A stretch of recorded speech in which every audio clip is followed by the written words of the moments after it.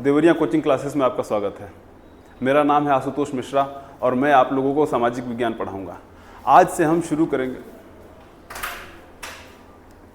आज हम previous year papers, Uttar Pradesh के प्रीवियस ईयर पेपर्स का सेट 2 देखेंगे जो कि 2025 में आया था। प्रीवियस ईयर पेपर्स की इंपॉर्टेंस कुछ ऐसे है कि आप लोग अगर प्रीवियस ईयर के सारे पेपर कर लेते हैं तो आप लोगों को एक तो आइडिया मिल जाता है कि किस तरीके से पेपर करने हैं, किस नंबर में किस तरह के क्वेश्चंस आते हैं और कितने नंबर के क्वेश्चंस में कितना लिखना होता है। वहाँ पे वर्ड लिमिट दी रहती है, आप लोग को लिखना होता है, वह तो 80 वर्ड्स में लिखना होता है, यानी 80 शब्दों में लिखना हो या फिर 150 शब्दों में लिखना हो। लघु उत्तरीय प्रश्न होते हैं तो 80 शब्दों में लिखना होता है, अगर दीर्घ उत्तरीय प्रश्न है तो उनको 150 शब्दों में लिखना होता है। तो आप लोग को एकदम प्रिसाइज तैयारी करवाई जाएगी यहाँ पे, जिससे आप लोग को पता होगा कि कितना लिखना है और कितना छोड़ना है। ज़रूरत से ज़्यादा चीज़ें लिखने की कोई ज़रूरत नहीं है, जितनी ज़रूरत है उतनी ही लिखें और जितना उसमें वर्ड लिमिट दिया हुआ है उतना ही लिखें। उस चीज़ की प्रैक्टिस हम आपको यहाँ पे करवा देंगे। तो आइए बिना कोई समय गवाए हम लोग शुरू करते हैं आपका सेट 2।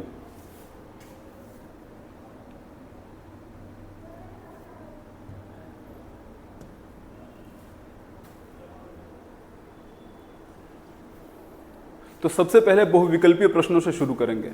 हमारा पहला प्रश्न है, 1889 ईस्वी में फ्रांस में राष्ट्रवाद के प्रथम अभिव्यक्ति का क्या परिणाम हुआ था? दोस्तों 1789 ईस्वी में फ्रांस में 1789 ईस्वी में फ्रांस में राष्ट्रवाद की प्रथम अभिव्यक्ति होती है, जिसके हमारे ऑप्शंस दिए गए हैं। फ्रांस की क्रांति, नेपोलियन का उदय, जर्मनी का एकीकरण, निरंकुश राजतंत्र का प्रारंभ। तो 1789 में जो राष्ट्रवाद की प्रथम अभिव्यक्ति हुई थी फ्रांस में, उसके तहत लोगों ने क्रांति कर दी थी और वहाँ के राजा को मार डाला था, उसकी रानी को भी फांसी दे दी गई थी। तो इसका सही ऑप्शन आपका जो होगा वो होगा फ्रांस की क्रांति। नेपोलियन का उदय जो है फ्रांस की क्रांति के बाद होता है, जर्मनी का एकीकरण बहुत बाद में होता है, 1871 के आसपास की बात होती है जब जर्मनी का एकीकरण होता है। और निरंकुश राजतंत्र का प्रारंभ जो है वो नहीं हुआ था। फ्रांस के में राष्ट्रवाद का उदय जब हुआ तो फ्रांस की क्रांति का परिणाम था निरंकुश राजतंत्र का अंत, ना कि उसका प्रारंभ। आइए अब अगला प्रश्न देखते हैं।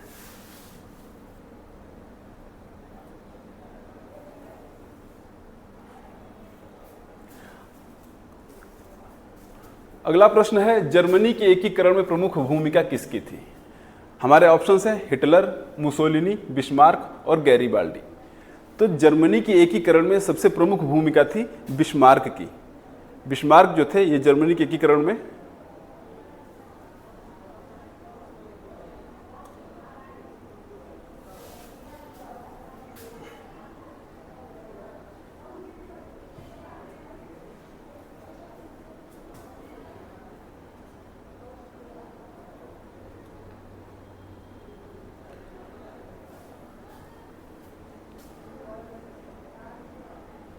अगला प्रश्न है, जर्मनी के एकीकरण में प्रमुख भूमिका किसकी थी? जर्मनी के एकीकरण में सबसे प्रमुख भूमिका बिस्मार्क की थी। बिस्मार्क जो है ये जर्मनी के एकीकरण में सबसे प्रमुख भूमिका निभाते हैं। हिटलर की बात करें तो हिटलर जो है वो जर्मनी के तानाशाह थे, मुसोलिनी इटली के तानाशाह थे और गैरीबाल्डी जो थे ये इटली के एकीकरण में प्रमुख भूमिका निभाए हुए थे। तो हमारा जो आंसर हो जाएगा, जर्मनी के एकीकरण में प्रमुख भूमिका बिस्मार्क की थी। अगला प्रश्न है, आनंद मठ उपन्यास के लेखक कौन थे? आनंद मठ उपन्यास दोस्तों, जैसे हमारा जो राष्ट्रीय गीत है वंदे मातरम, वंदे मातरम जो है इसी उपन्यास से लिया गया है। ये उपन्यास जो है सन्यासी विद्रोह पर आधारित है। इसके लेखक जो हैं हमारे ऑप्शन दिए गए हैं, बंकिम चंद्र चटर्जी, रविंद्रनाथ टैगोर, शरद चंद्र चटर्जी और विवेकानंद जी। तो इसके लेखक हमारे बंकिम चंद्र चटर्जी जी हैं। इन्होंने आनंद मठ उपन्यास लिखा था, सन्यासी विद्रोह के ऊपर है और यहीं से हमारा राष्ट्रीय गीत वंदे मातरम लिया गया है। रविंद्रनाथ टैगोर जी की बात करें तो रविंद्रनाथ टैगोर जी हमारे देश के पहले नोबेल विजेता हैं, पहले नोबेल विजेता हैं।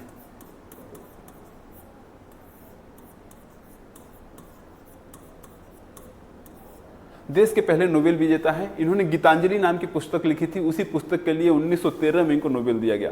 शरद चंद्र चटर्जी जी भी बंगाल के एक बहुत बड़े लेखक थे और विवेकानंद जी के बारे में हम सब लोग जानते हैं, हमारे देश के एक बहुत बड़े समाज सुधारक थे, जिनके जन्मदिन पे 12 जनवरी को हम लोग राष्ट्रीय युवा दिवस मनाते हैं।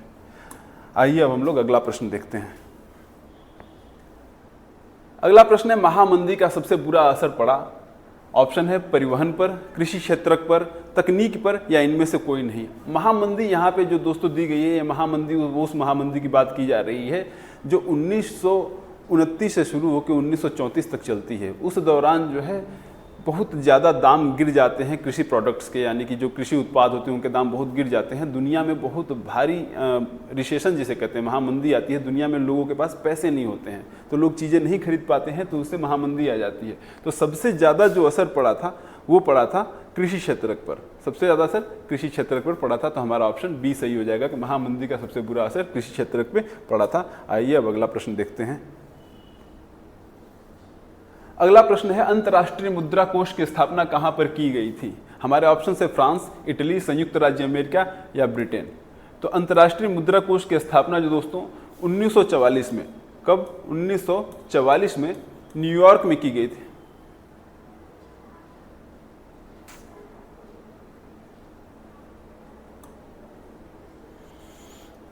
अगला प्रश्न है, अंतर्राष्ट्रीय मुद्रा कोष की स्थापना कहां पर की गई थी। हमारे ऑप्शंस दिए गए हैं फ्रांस, इटली, संयुक्त राज्य अमेरिका और ब्रिटेन। तो अंतर्राष्ट्रीय मुद्रा कोष की स्थापना दोस्तों 1944 में, 1944 में न्यूयॉर्क, क्या कर रहा है यार, संयुक्त राज्य अमेरिका। अगला प्रश्न है दोस्तों, अंतर्राष्ट्रीय मुद्रा कोष की स्थापना कहां पर की गई थी। तो अंतर्राष्ट्रीय मुद्रा कोष की स्थापना जो है, हमारे ऑप्शन दिए गए हैं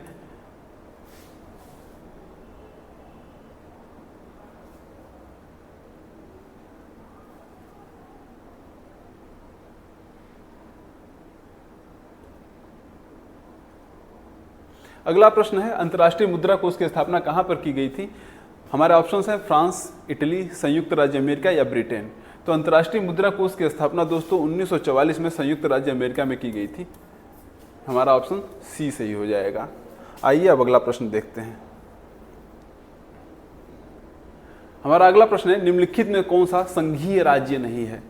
तो संघीय राज्य वो राज्य होते हैं जिनको पूर्ण राज्य का दर्जा दिया जा चुका है। तो हमारे देश में अभी 28 संघीय राज्य हैं, 28 संघीय राज्य हैं और 8 केंद्र शासित प्रदेश हैं। तो इसमें से चंडीगढ़ जो है वो संघीय राज्य नहीं है। हमारे ऑप्शन चंडीगढ़, उड़ीसा, राजस्थान और तमिलनाडु हैं। तो उड़ीसा, राजस्थान और तमिलनाडु ये संघीय राज्य हैं। टोटल 28 संघीय राज्य हैं और 8 केंद्र शासित प्रदेश हैं। चंडीगढ़ जो है वो केंद्र शासित प्रदेश है। अब केंद्र शासित प्रदेश अगर आप जानना चाहें क्या होते हैं, तो केंद्र शासित प्रदेश छोटे से एरिया होते हैं जो हमारे लिए रणनीतिक या राजनीतिक इंपॉर्टेंस के हैं, पर उनका एरिया इतना छोटा है कि उनको पूर्ण राज्य का दर्जा नहीं दिया जा सकता और उनको किसी और राज्य के अंदर भी नहीं डाला जा सकता, क्योंकि उनकी रणनीतिक या फिर राजनीतिक अलग महत्व है उनका, इसीलिए उनको हम लोग किसी और राज्य के अंदर नहीं डालते। तो ऐसे एरियाज़ को या ऐसे क्षेत्रों को केंद्र सरकार जो होती है वो ऑर्गेनाइज करती है, या उनका जो है शासन केंद्र सरकार करती है। तो उनको हम लोग केंद्र शासित प्रदेश कहते हैं, केंद्र शासित क्षेत्र कहते हैं। तो चंडीगढ़ एक केंद्र शासित क्षेत्र है, हमारा ऑप्शन हो जाएगा चंडीगढ़। आइए आगे बढ़ते हैं। अगला प्रश्न है, लोकतंत्र का प्रमुख गुण निम्नलिखित में से कौन सा है। हमारे ऑप्शन हैं देशभक्ति की भावना, राष्ट्रीय चरित्र का निर्माण, प्रगतिशील सरकार और ये सभी। तो देश में लोकतंत्र के लिए ये सारी चीज़ें जरूरी हैं। हमारे अंदर देशभक्ति की भावना भी होनी चाहिए, राष्ट्रीय चरित्र का निर्माण भी हमें करना चाहिए, सरकार हमारी प्रगतिशील होनी चाहिए। तो हमारा जो ऑप्शन हो जाएगा ये सभी, लोकतंत्र के लिए ये सभी चीज़ें बहुत ज़्यादा जरूरी हैं। सबसे प्रमुख गुण लोकतंत्र का जो है ये सभी में आ जाएंगी, ये सभी कुछ लोकतंत्र के प्रमुख गुण में आते हैं। आइए आगे बढ़ते हैं। अगला प्रश्न है, भारतीय संविधान कब लागू किया गया था। दोस्तों भारतीय संविधान जो है, हमारे देश का संविधान, वो लागू कब किया गया था, ये प्रश्न पूछा जा रहा है। ऑप्शंस हैं 15 अगस्त, 10 दिसंबर, 1 जनवरी या 26 जनवरी। तो जैसा हम लोग जानते हैं कि 26 जनवरी के दिन हमारा गणतंत्र दिवस होता है, उसी दिन हमारा भारतीय संविधान लागू हुआ था। उसी दिन से हम लोग 26 जनवरी मनाते हैं या गणतंत्र दिवस मनाते हैं। 26 जनवरी को भारतीय संविधान लागू होने की खुशी में या उसी को सेलिब्रेट करने के लिए। 15 अगस्त की बात करें तो हमें पता है हमारा इंडिपेंडेंस डे है, हमारा स्वतंत्रता दिवस। 15 अगस्त 1947 को हमें आज़ादी मिली थी, तो 15 अगस्त को हमें स्वतंत्रता दिवस हम मनाते हैं। 10 दिसंबर जो होता है ये ह्यूमन राइट्स डे होता है, मानवाधिकार दिवस इसको मनाते हैं। 1 जनवरी को सब जानते हैं ग्लोबल न्यू ईयर या फिर नया वर्ष दिवस मनाते हैं। 26 जनवरी 1950 को भारतीय संविधान लागू हुआ था, तो 26 जनवरी को हम लोग गणतंत्र दिवस मनाते हैं। हमारा सही ऑप्शन हो जाएगा 26 जनवरी। एक और इंटरेस्टिंग बात आपको बता दूं कि भारतीय संविधान 26 नवंबर 1949 को बनके तैयार हो गया था। 26 नवंबर 1949 को बनके तैयार हो गया था, लेकिन इसे पूरी तरह से लागू किया गया, हम लोगों ने लागू किया था 26 जनवरी 1950 को। ठीक है, आइए अब आगे बढ़ते हैं। अगला प्रश्न है, भारतीय संविधान में भाषाओं को किस अनुसूची में रखा गया है? यहाँ पे पूरा नहीं है, इसे पूरा थोड़ा सा मिसप्रिंट हो गया है। तो भारतीय संविधान में भाषाओं को किस अनुसूची में रखा गया है? दोस्तों यहाँ पे मैं बता दूं कि हमारे संविधान में, जब हमारा संविधान बन के रेडी हुआ था,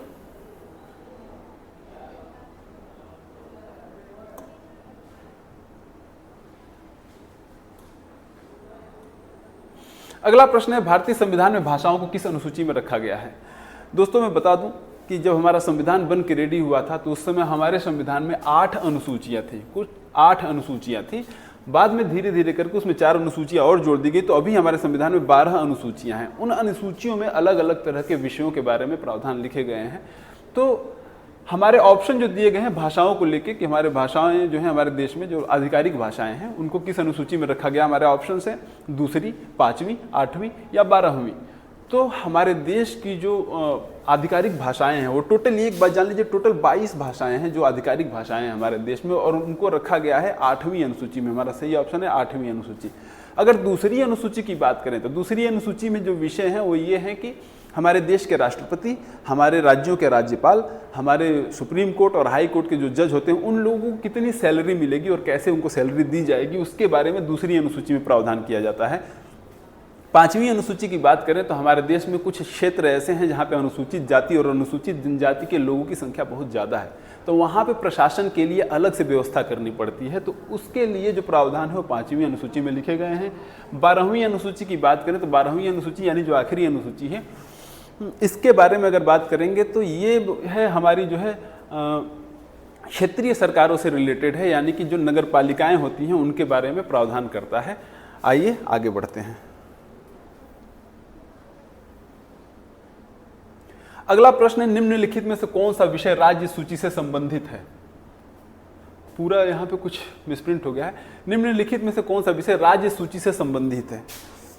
हमारे देश में संघात्मक सरकार है। संघात्मक सरकार में शक्तियों का विभाजन होता है। कुछ शक्तियाँ राज्य सरकार के पास होती हैं, कुछ शक्तियाँ जो हैं केंद्र सरकार के पास होती हैं। तो जो शक्तियाँ केंद्र सरकार के पास होती हैं उनको हम लोग केंद्र सूची में रखते हैं, और जो शक्तियां राज्य सरकार के पास होती हैं उनको हम लोग राज्य सूची में रखते हैं। जैसा अभी पिछले प्रश्न में हम लोग डिस्कस कर रहे थे कि हमारे देश में 12 अनुसूचियां हैं और अलग अलग अनुसूचियों में अलग अलग विषय हैं, तो शक्तियों का विभाजन जो किया गया है वो 7वीं अनुसूची में किया गया है।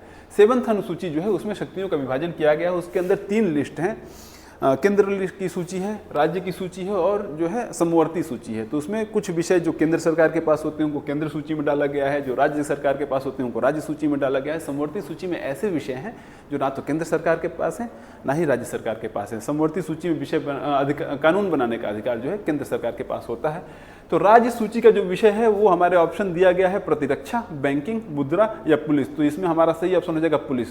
पुलिस जो है राज्य सूची का विषय है। हमारे राज्यों में पुलिस का जो कंट्रोल होता है राज्य के हाथ में होता है। मुद्रा, बैंकिंग और प्रतिरक्षा यानी डिफेंस का जो काम होता है ये हमारी केंद्र सरकार देखती है, तो ये केंद्र सूची के विषय हो जाते हैं। आइए अगला प्रश्न देखते हैं। अगला प्रश्न है, रबी की फसलों को बोने का समय है। ऑप्शन है हमारे जून जुलाई, अक्टूबर दिसंबर, मार्च से मई या अगस्त से अक्टूबर। तो हमारे देश में फसलों को 3 क्लासेस में उनकी बुआई के समय के हिसाब से 3 वर्गों में वर्गीकृत किया जाता है। एक रबी की फसलें होती हैं, खरीफ की फसल और जायद की फसल। तो रबी की फसल जो होती है उसको हम लोग जो है बोते हैं अक्टूबर से दिसंबर के बीच में। अक्टूबर से दिसंबर, तो हमारा सही ऑप्शन हो जाएगा अक्टूबर से दिसंबर। रबी की फसल जो है सर्दियों में बोई जाती है, थोड़ा उनको ठंडा माहौल चाहिए होता है उगने के लिए या ग्रो करने के लिए। इनके एग्जाम्पल आते हैं, आपका गेहूं हो गया है, मटर, सरसों, इस तरह की जो फसलें होती हैं वो रबी की फसलों में आती हैं। खरीफ की जो फसल होती हैं उन लोगों को उनको बरसात चाहिए होती है, ह्यूमिड एनवायरनमेंट चाहिए होता है। तो ऐसी फसलों को जो हम लोग हैं जून जुलाई में उनकी बुआई होती है। जून जुलाई, जून को मानसून का सीजन चाहिए होता है, ढेर सारा पानी चाहिए होता है, तो जून जुलाई में बुआई होती है। इनके एग्जाम्पल आप अगर देखेंगे तो धान आ जाता है, मक्का आता है, ज्वार आ जाता है, बाजरा आ जाता है। अगर बात करेंगे जायद की फसलों की, तो जायद की फसलों को उगने के लिए बड़ा कम समय चाहिए होता है। तो मार्च से मई के, मार्च अप्रैल के महीने में जैसे तरबूज हो गया, खरबूज, ककड़ी, खीरा होते हैं, ये सब चीज़ें मार्च के महीने में बोई जाती हैं और मई जून तक उनकी फसल तैयार हो जाती है। तो हमारा रबी की फसलों का बोने का समय अक्टूबर से दिसंबर हो गया। आइए अब आगे बढ़ते हैं।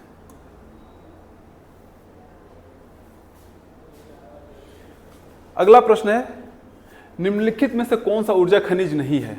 ऑप्शन है हमारे लौह अयस्क, कोयला, प्राकृतिक गैस और यूरेनियम।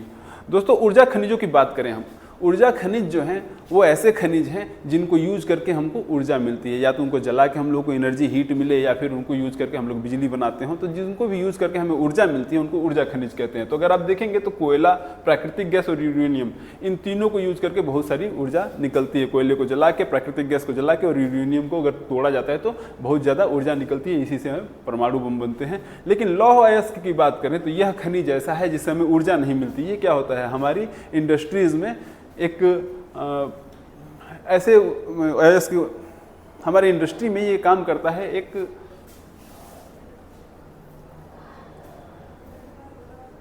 लौह अयस्क जो है हमारी इंडस्ट्री में एक तरह से आधारभूत संरचना बनाने के काम आता है, हमारी मशीनों को और हमारे संरचनाओं को खड़ा करने के लिए काम आता है। तो लौह अयस्क हमारा ऑप्शन हो जाएगा, जो कि ऊर्जा खनिज के अंदर नहीं आता है। आइए आगे बढ़ते हैं।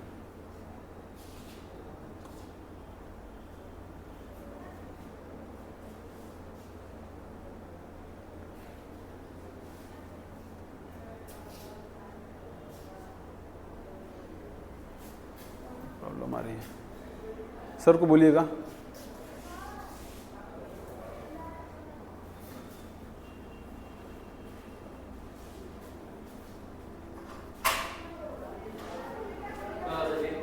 कुछ प्रॉब्लम आ रही है।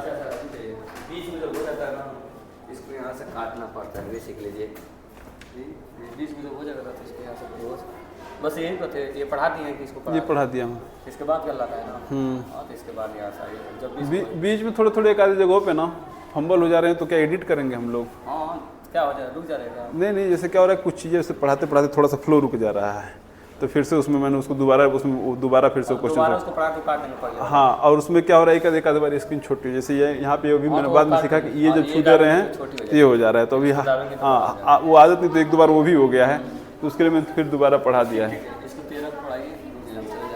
बंद कर देना।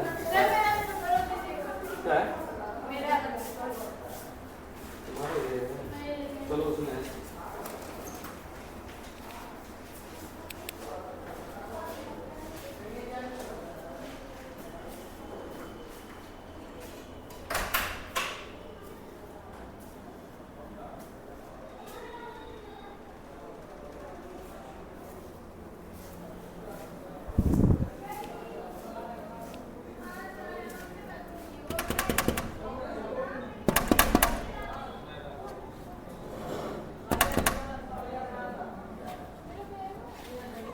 रिकॉर्डिंग शुरू हुई है? रिकॉर्डिंग शुरू है? हाँ, रिकॉर्डिंग तो बंद नहीं है। अच्छा, रिकॉर्डिंग चल रहा है, हम काट देंगे, रिकॉर्डिंग चालू रहता है। ओके, मुझे लगे रिकॉर्डिंग चालू रहेगा। अच्छा, क्या होगा ना कि हम लोग बीच में कोई गलती कर रहे हैं तो थोड़ा स्लो हो जाएगा, रुक जाएंगे, फिर रुक के 2 सेकंड 3 सेकंड बाद फिर अपना रफ्तार से हम जब एडिट करेंगे, शुरू से वीडियो चलाएंगे ना, जहाँ देखेंगे आप मतलब रुके हुए हैं, थोड़ा गलती है तो उसको काट काटा है। हाँ, ठीक है, तो वो तो मैंने वो कर दिया। हमारा अगला प्रश्न है, कृषि का आर्थिक क्षेत्रक है। ऑप्शन है हमारे प्राथमिक, द्वितीयक, तृतीयक या चतुर्थक।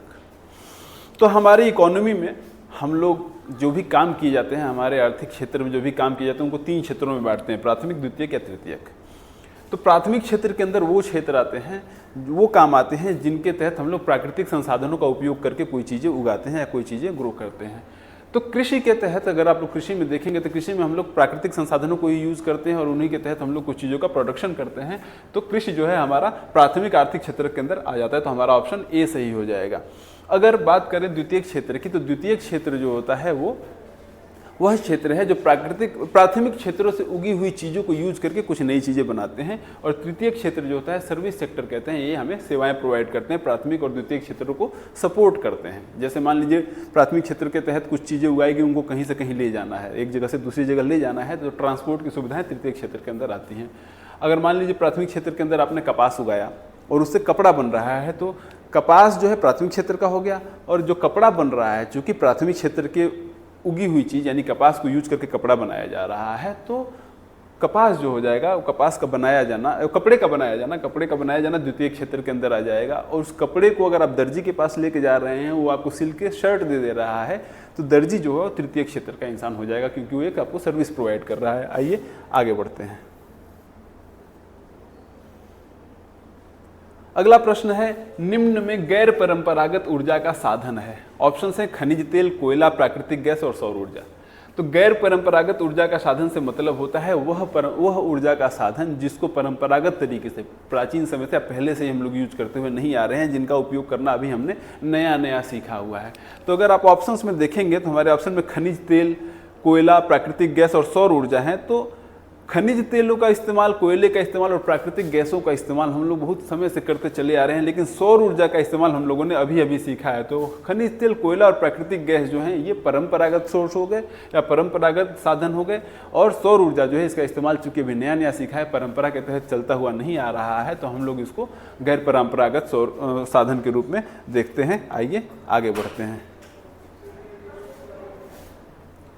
हमारा अगला प्रश्न है, निम्नलिखित में से कौन सा आधारभूत खनिज है। आधारभूत खनिज वो खनिज होते हैं जिनको हम लोग अपनी इंडस्ट्री में बेसिक स्ट्रक्चर को बनाने के लिए या पूरी इंडस्ट्री को चलाने के लिए जो सबसे ज़्यादा जरूरी होते हैं, ऐसे खनिजों को आधारभूत खनिज कहते हैं। हमारे ऑप्शन है तांबा, लौह अयस्क, अभ्रक और सोना। अगर आप ध्यान देंगे तो आप देखेंगे कि हमारे यहाँ के जो उद्योग हैं, जितने उद्योग हैं उनके अंदर अगर आप चाहें उद्योग के लिए घर, भवन, मकान अगर बना रहे हैं या अपनी कंपनी, फैक्ट्री बना रहे हैं, तो उसके अंदर सबसे ज़्यादा यूज़ होने वाला जो मेटल होता है वो लोहा होता है। उसके अलावा अगर आप देखेंगे तो आपको एक और चीज़ देखने को मिलेगी कि जितनी भी मशीनें होती हैं हमारी, वो भी लोहे से बनी होती हैं। तो हमारा लौह अयस्क जो होता है वो आधारभूत खनिज का ऑप्शन में आ जाएगा।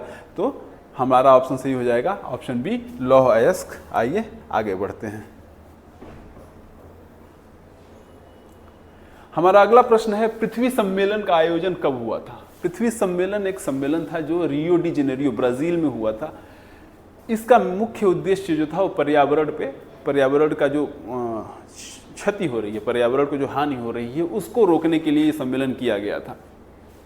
इसके हमारे ऑप्शन दिए गए हैं 1991, 1991, 1992, 1993 या 1994। तो वर्ष 1992 में जो है पृथ्वी सम्मेलन हुआ था। इसको रियो सम्मेलन भी कहते हैं। इसके तहत जो है सतत विकास के जो लक्ष्य हैं या सतत विकास के जो उद्देश्य हैं उनको आगे लेके आए थे, और जो एक एजेंडा 21 के नाम से इन लोगों ने वर्कफोर्स वो बनाया था कि एजेंडा 21 नाम का एक योजना लेके आए थे कि ऐसे हम लोग अगर काम करेंगे तो सतत विकास जो है हमारे देश का, जिसको कहते हैं कि जिसके तहत ऐसे विकास किया जाता है जिससे हमारा जो संसाधन है उनका दोहन बहुत ज़्यादा ना हो और हमारा विकास भी चलता रहे। तो इस चीज़ को सतत विकास कहते हैं, सस्टेनेबल डेवलपमेंट इंग्लिश में कहते हैं उसे। तो सतत विकास के लिए योजना लेके आए थे, एजेंडा 21 के नाम से उसे जाना जाता है। आइए आगे बढ़ते हैं। हमारा अगला प्रश्न है, भारत में उदारीकरण की प्रक्रिया की शुरुआत किस वर्ष हुई थी। ऑप्शन है वर्ष 1981, 1981, वर्ष 1993, वर्ष 1991 या वर्ष 2001। तो उदारीकरण की प्रक्रिया के तहत हमारे देश में, पहले हमारे देश में जो है बाहर की विदेशी कंपनियों के आगमन पे थोड़ा प्रतिबंध था। वो लोग आके हमारे यहाँ ट्रेड नहीं कर सकते थे, फ्रीली ट्रेड करना उनके लिए मुश्किल था। तो 1991 में हमारे देश की इकोनॉमी थोड़ी ख़राब हो गई, हमारे देश की इकोनॉमी की हालत बहुत ज़्यादा ख़राब हो गई थी। तो उस समय हमारे यहाँ उदारीकरण की प्रक्रिया की गई। तो हमारा ऑप्शन हो जाएगा वर्ष 1991 में उदारीकरण की प्रक्रिया की गई और पूरी दुनिया की कंपनियों के लिए हमारे देश के दरवाजे खोल दिए गए कि पूरी दुनिया की कंपनियां हमारे देश में आके निवेश कर सकती हैं, हमारे देश में आके व्यापार कर सकती हैं। तो ये भारत में उदारीकरण की प्रक्रिया की शुरुआत वर्ष 1991 में होती है। उस समय देश के फाइनेंस मिनिस्टर मनमोहन सिंह जी थे, जो कि हमारे पूर्व प्रधानमंत्री भी हैं। अगला प्रश्न है, निम्नलिखित में से कौन सा जैव संसाधन है। जैव संसाधन वो संसाधन है जो कि जीवित हैं, जो ऑर्गेनिक हैं। तो हमारे ऑप्शंस हैं लोहा, तांबा, मत्स्य पालन या उद्योग, मत्स्य पालन का जो मछली पालन का उद्योग होता है वो, या चट्टानें। तो मछली पालन जो है आप देखेंगे, जैसा कि इनमें से सारी चीज़ें जो आप देखें तो सबसे पहले मत्स्य पालन यानी मछली पालन ही दिख रहा है, जो कि ऑर्गेनिक या लिविंग है। तो हमारा जैव संसाधन जो है मत्स्य पालन उद्योग आ जाएगा। आइए अगला प्रश्न देखते हैं।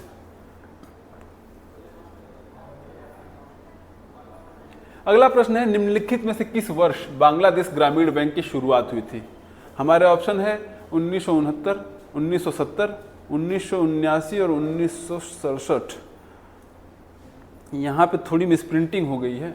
बांग्लादेश ग्रामीण बैंक की शुरुआत जो है, इसके लिए हमारे पास ऑप्शन एक ये होना चाहिए 1976। ये इसको काट के 76 कर लीजिए। हमारा जो है बांग्लादेश ग्रामीण बैंक की शुरुआत 1976 में की गई थी। यहाँ पे 67 मिसप्रिंट हो गया है, ठीक है, तो इसको ठीक कर लीजिएगा। 1976 में हुआ था। आइए हम लोग आगे बढ़ते हैं।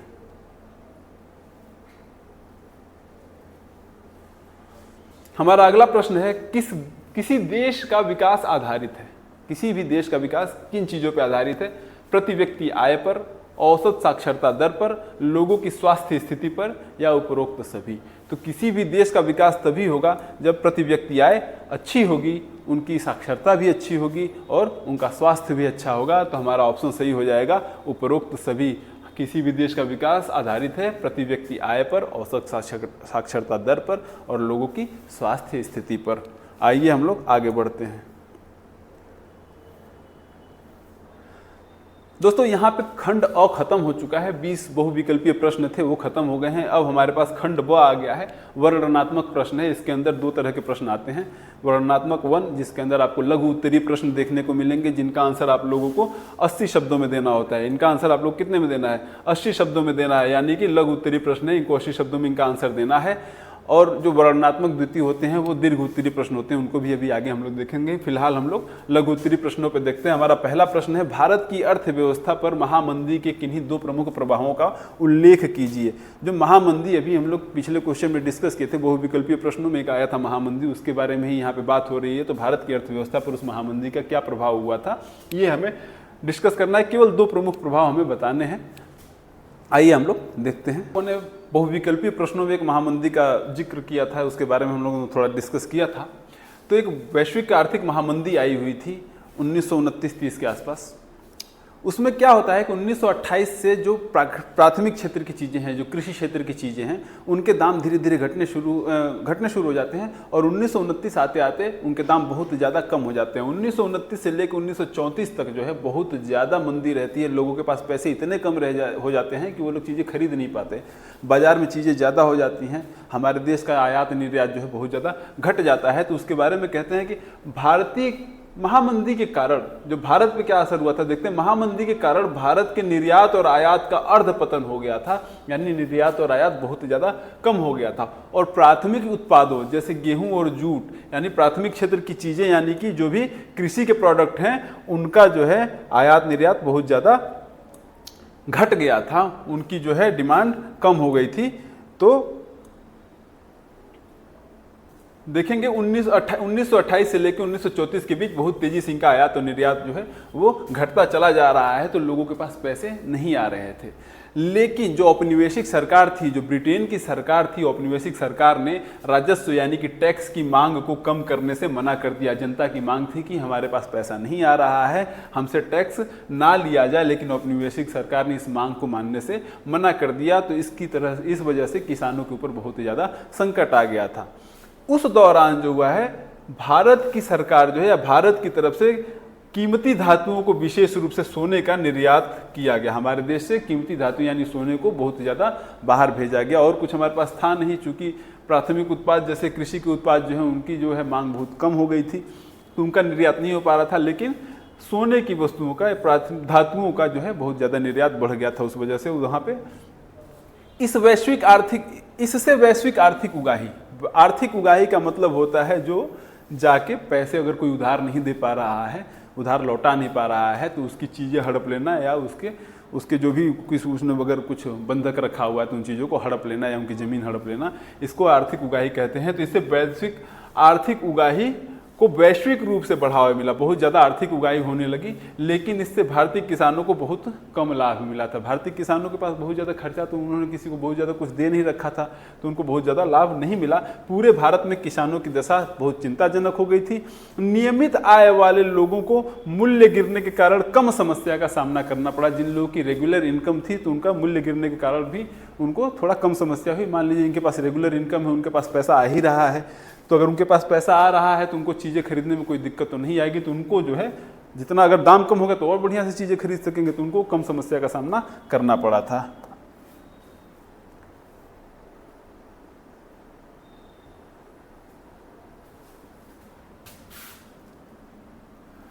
हमारा अगला प्रश्न है जो अथवा में आया हुआ है, पहले प्रश्न के अथवा में आया हुआ है, वो है महामंदी के प्रमुख कारणों का उल्लेख कीजिए। वही जो महामंदी अभी हम डिस्कस कर रहे थे उसके कारण क्या थे। तो अगर देखेंगे, चूंकि 1928 से हमने देखा, 1928 से शुरू हुई थी, 1929 तक पूरी तरह से महामंदी आ गई थी, तो उसके कारण क्या क्या थे।